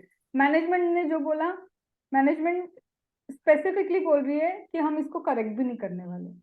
फिर आगे तुमको ये सोचना है करेक्ट नहीं करने वाले, वो बात तो ठीक है, क्या ये एनुअल रिपोर्ट या फिर वो सारी इंफॉर्मेशन हो गई, पब्लिश हो चुकी है, पब्लिकली चली गई? पब्लिकली जाने के बाद तुमको पता चला कि कॉन्ट्राडिक्शन चल रहा है financial statement and other information में, या फिर पब्लिकली जाने से पहले पता चल गया तुमको? क्योंकि एक बार हवा में बात चली गई तो फिर तो लीगल एक्शन, लीगल एडवाइस लेनी पड़ेगी कि क्या करें, ठीक है। लेकिन जब तक अपने कंट्रोल में है तो सामने वाले को बोलोगे नहीं भैया ये करेक्ट करो, वो करेक्ट नहीं करने को रेडी, कंट्राडिक्शन बड़ा है तो उसको बताओ इसका इम्पैक्ट तुम्हारे ऑडिट रिपोर्ट पे क्या आने वाला है। हर जगह विड्रॉल मत लिख के आ जाओ कि हम विड्रॉ कर लेंगे अगर तुमने ऐसा नहीं किया। अरे उसको बताओ कि भाई इसका इम्पैक्ट ऑडिट रिपोर्ट पे क्या आएगा। मैम एक चीज बताओ, अदर इन्फॉर्मेशन चेक करो, वो अदर इन्फॉर्मेशन मिलेगी कहाँ से? तुमको अरेंजमेंट करने पड़ेंगे कि जब भी कोई अदर इन्फॉर्मेशन होगी सामने वाले को बोलो हमको पहले दिखाए। वो बोल रहा है हम नहीं दिखा पा रहे, अभी आप बोल रहे हो ना हमारे पास अभी वो इन्फॉर्मेशन दिखाने के लिए नहीं है, तो उसको बोलो कि स्पेसिफिकली रिटर्न रिप्रेजेंटेशन दो मैनेजमेंट की ये अदर इन्फॉर्मेशन जैसे ही तुम्हारे पास आएगी पहले हमें दिखाओगे फिर पब्लिश करोगे, तो ये रिटर्न रिप्रेजेंटेशन दे दो मैनेजमेंट। पता है क्या किया, तुमको दो चीजें चेक करनी, फाइनेंशियल स्टेटमेंट तो चेक करना है, साथ में अदर इन्फॉर्मेशन भी चेक करनी है। तो सबसे पहले अरेंजमेंट करो कि सारी अदर इन्फॉर्मेशन तुमको मिल जाए पहले। वो बोल रहे हैं नहीं दे सकते, तो बोलना जब भी अवेलेबल होगी रिलीज करने से पहले हमको दिखा देना। उतना तो रिटर्न रिप्रेजेंटेशन ले सकते हो मैनेजमेंट से कि लिख के दे, जब भी तुम्हारे पास आएगी पहले हमको बताने आओगे। फिर दोनों में कॉन्ट्राडिक्शन दिखा है तो पहले बोलो ना मैनेजमेंट को करेक्ट करें, नहीं कर रही करेक्ट, मैनेजमेंट ने भी करेक्ट नहीं किया फिर टीसीडब्ल्यूजी को बोलो, टीसीडब्ल्यूजी को बोलने के बाद भी करेक्ट नहीं हुआ तो अब देखो क्या विड्रॉ करना जरूरी है? तो पहले मैनेजमेंट को बोला कुछ नहीं बात बनी, टीसीडब्ल्यूजी को बोला तो भी बात नहीं बनी, फिर उसके बाद क्या करो विड्रॉ का सोचो कि विड्रॉ करना है नहीं करना है। अब पता है दो चीजें हो सकती है, ये मिस्टेक पता चली ऑडिट रिपोर्ट रिलीज होने के बाद तो लीगल एक्शन, और ये पहले ही पता चल गई तो सेम तुम्हारा मैनेजमेंट को बोलो करेक्ट करे, टीसीडब्ल्यूजी ने करेक्ट करने को बोला नहीं हुआ तो क्या करोगे? तो पता है दो जगह सेम आंसर है। पहला आंसर कब सेम है? सबसे पहले ऑडिट रिपोर्ट रिलीज होने के पहले ही तुमको सब पता चल गया, तब क्या करोगे? यही घिसा पिटा आंसर है, पहले मैनेजमेंट को बोलोगे फिर टीसीडब्ल्यूजी को, या फिर तुम जब चेकिंग कर रहे थे तभी तुमको पता चल गया ये तो कॉन्ट्रडिक्शन चल रहा है, तब मैनेजमेंट को बोलोगे, वो करेक्ट नहीं करेंगे तो टीसीडब्ल्यूजी को बोलोगे, फिर भी करेक्ट नहीं आया तो विड्रॉल का नाटक खेलना पड़ेगा। समझ में आया? और पता है क्या, बार बार वो पता है क्वेश्चन दो चीज पे, ऑडिट रिपोर्ट के पहले ही पता चल गई मिस्टेक या फिर ऑडिट रिपोर्ट रिलीज होने के बाद मिस्टेक पता चल गई। क्वेश्चन इन्हीं चीजों पे, या तो पहले या तो बाद में, या तो पहले या तो बाद में, दो तीन क्वेश्चन है और इसी चीज के ऊपर है, और तुम्हें यही प्रोसेस याद करनी है। पहले पता चला तो क्या होगा, ऑडिट रिपोर्ट रिलीज होने के बाद, फाइनेंशियल स्टेटमेंट रिलीज होने के बाद पता चल रहा है तब क्या होगा, और वही स्टेप्स तुमको यहाँ पे करनी पड़ेगी। जितना तुम लेट रहे हो ना धीरे धीरे धीरे धीरे महक, कभी साक्षी यूं होती है, कभी यूं होती है। पहले तो स्ट्रेट हो जाओ तुम लोग। तुम्हारी स्पाइन में कोई दिक्कत है? नहीं है ना? तुमको तो स्ट्रेट बैठना ही चाहिए। आ जाओ, बिल्कुल आ जाओ। 1 सेकंड का भी झूठ नहीं बोल रही हूँ। मैं तुमको पढ़ाते पढ़ाते मेरे को चक्कर आ रहे हैं। मैं अभी के अभी ग्लूकोज पी के आई हूँ, क्योंकि मैं ज्यादा पढ़ा नहीं पा रही। तो मुझे लगता है तुम्हारे को तो कोई स्पाइन में प्रॉब्लम नहीं, तो तुमको तो ढंग से बैठना चाहिए। Thank you ma'am. म्यूट करो, म्यूट करो। तुम जो भी बोल रहे हो ना, तुमसे ज्यादा तो बफरिंग चल रही है तुम्हारे पीछे, बेस चल रहा है बहुत बड़ा। तो तुम लोग का स्ट्रेट बैठना तो जरूरी है, ठीक है? और कोई ऐसा नहीं बड़ा चढ़ा के बोल रही हूँ, कुछ बड़ा चढ़ा के नहीं बोल रही, लिटरली करके आई हूँ ऐसा मैं। तब जाके मैं अभी 5-10 मिनट और एक्सटेंड कर पा रही तुम्हारी क्लास, ठीक है? चलो, तो स्ट्रेट बैठ जाओ, आ जाओ। अब ये क्या है? वही जो मैंने बोला ना, वही सारे नाटक यहाँ पे लिख के रखे हैं इन्होंने। क्या लिखा है? सबसे पहले मैं इस पे आती हूँ। बार बार वही पूछ रहा है, अगर ऑडिट रिपोर्ट के पहले ही तुम्हें पता चल जाता है कि अदर इंफॉर्मेशन में कुछ ना कुछ गड़बड़ है, तो क्या लिखोगे? या फिर ऑडिट रिपोर्ट के बाद पता चलता है कि अदर इंफॉर्मेशन में गड़बड़ है, तो क्या करोगे? तो यहाँ तुम्हें legal rights and obligation check करने पड़ेंगे अपने। और मैंने कहा था ना, इसका आंसर कुछ सेम ही आने वाला है। क्या सेम आने वाला है? तुमने जब चेक किया और तुम्हें पता चल गया कि अदर इंफॉर्मेशन वगैरह में मिस स्टेटमेंट है, तो पहले तुम क्या बोलोगे?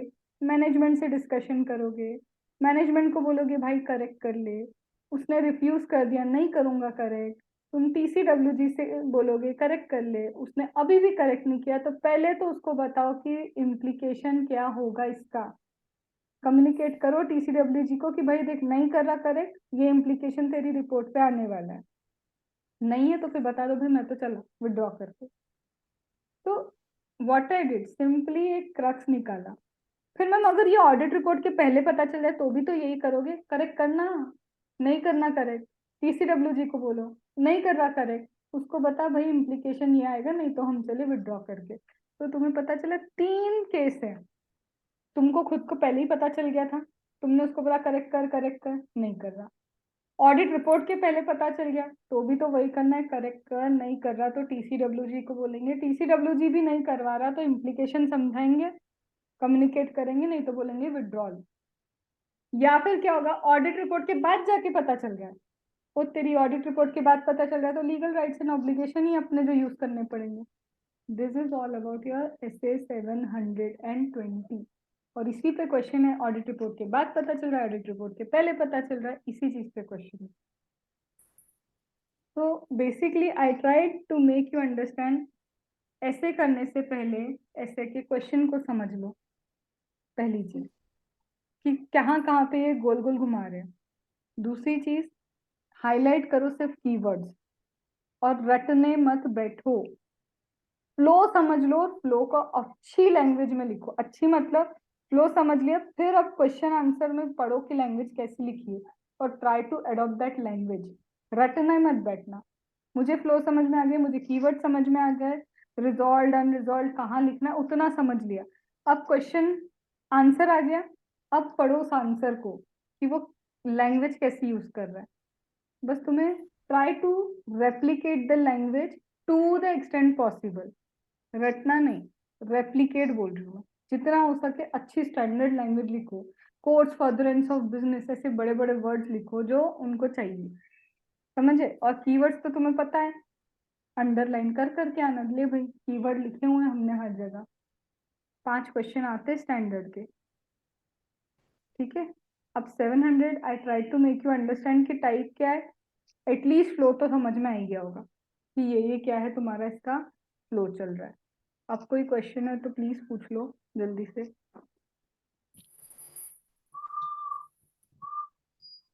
ये सीटी कहाँ बज रही थी? मैम अब पीछे से नॉइस तो नहीं आ रही अब? नहीं, अभी तो नहीं आ रही। जाओ अश्मिता। डन। ऐसे 700 अश्मिता। अब जाने से पहले 600, 400, 300 सब इसी पेज पे करना। तो तुमको धीरे धीरे पता है कंसाइज हो जाएंगे। मैं बोलूँ 1.5 घंटे का टारगेट रखना सारे ऐसे रिवाइज करने का, और होता है। ऐसा नहीं कि कुछ भी नहीं होता, इतना कंसाइज कर लोगे तो फिर तो पता चलेगा ना फ्लो। 1.5-2 घंटे में सारे ऐसे होते हैं फिर तो। मैम 500 सीरीज का भी मिलेगा हैंड रिटन नोट्स? उसके बनाने पड़ेंगे मुझे अभी, तो उसका थोड़ा टाइम लग जाएगा। उसके ऑडियो नोट्स इसलिए दिए हुए हैं उस पे टेलीग्राम पे। मैम ड्राफ्टिंग के क्वेश्चंस जो है, ड्राफ्टिंग के क्वेश्चंस आ सकते हैं क्या? ड्राफ्टिंग ये जो तुमने मॉडिफाइड वाले बोल रही हो 705, हाँ आते हैं। उसको तो अच्छे से करना है। उसके ड्राफ्टिंग एक बार समझो अब नहीं जैसी है, बट सिर्फ एक जगह डिस्क्लेमर की जगह कैसा क्या वर्डिंग्स है, that wordings from PDF you will understand कि true and fair view except this, do not present true and fair view, वही लिख के रखा है। My question is, you will provide PDFs for all the essays. As I said, whatever have been provided, 200 का I will provide, 300 का already I guess I have provided, 600, 700, 400 का भी है। सिर्फ शायद तुम्हारा 500 ही छूटेगा, तो 500 का audio note I have provided, और जो छूटे उसके भी मतलब audio notes you will get. और इफ पॉसिबल, देखो मैं अभी कमिट नहीं करती कि पीडीएफ दे दूंगी 500 का, if possible I will give PDF if, ठीक है। Ma'am, for Monday, what homework have you given for Monday and essays? 700 series. Monday नहीं, तुम लोग को कल ही करना है ये। मंडे सिर्फ डीटी वालों के लिए, क्योंकि डीटी वालों को कल वाइवा है। मैम कल फिर से बोलो नैशाली। मेरा नहीं है ना डीटी में वाइवा। नहीं आना तो है, अटेंड करना। You should at least know the type of questions everything. Okay, तो कितने फिर से बोलो। टाइम क्या रहेगा? That I will tell. अभी टाइम थोड़ा सा, क्योंकि कल क्लास भी है मेरी डीटी की, तो टाइम थोड़ा अप डाउन रहेगा। रात को रहेगा या फिर? हाँ रहेगा रात को ही, बट थोड़ा सा टाइम आई विल टेल कैसे मैनेज होता है ना। Ma'am, I'm thinking कि मैं भी सार्थक जैन का क्वेश्चन बैंक ले लेती हूँ, because I had Atul sir का, and the type of questions जो आपने कराया उसमें कुछ भी covered नहीं है। एक तो ले लो, बट ये मैम याद रखना किसी की भी ऑडिट की बुक ले रहे हो, amendments you can not expect कि उन्होंने अमेंडमेंट कर कुरा के रखे होंगे, करने तुमको ही पड़ेंगे, किसी की भी लो, ठीक है। तो उसका ध्यान रखना।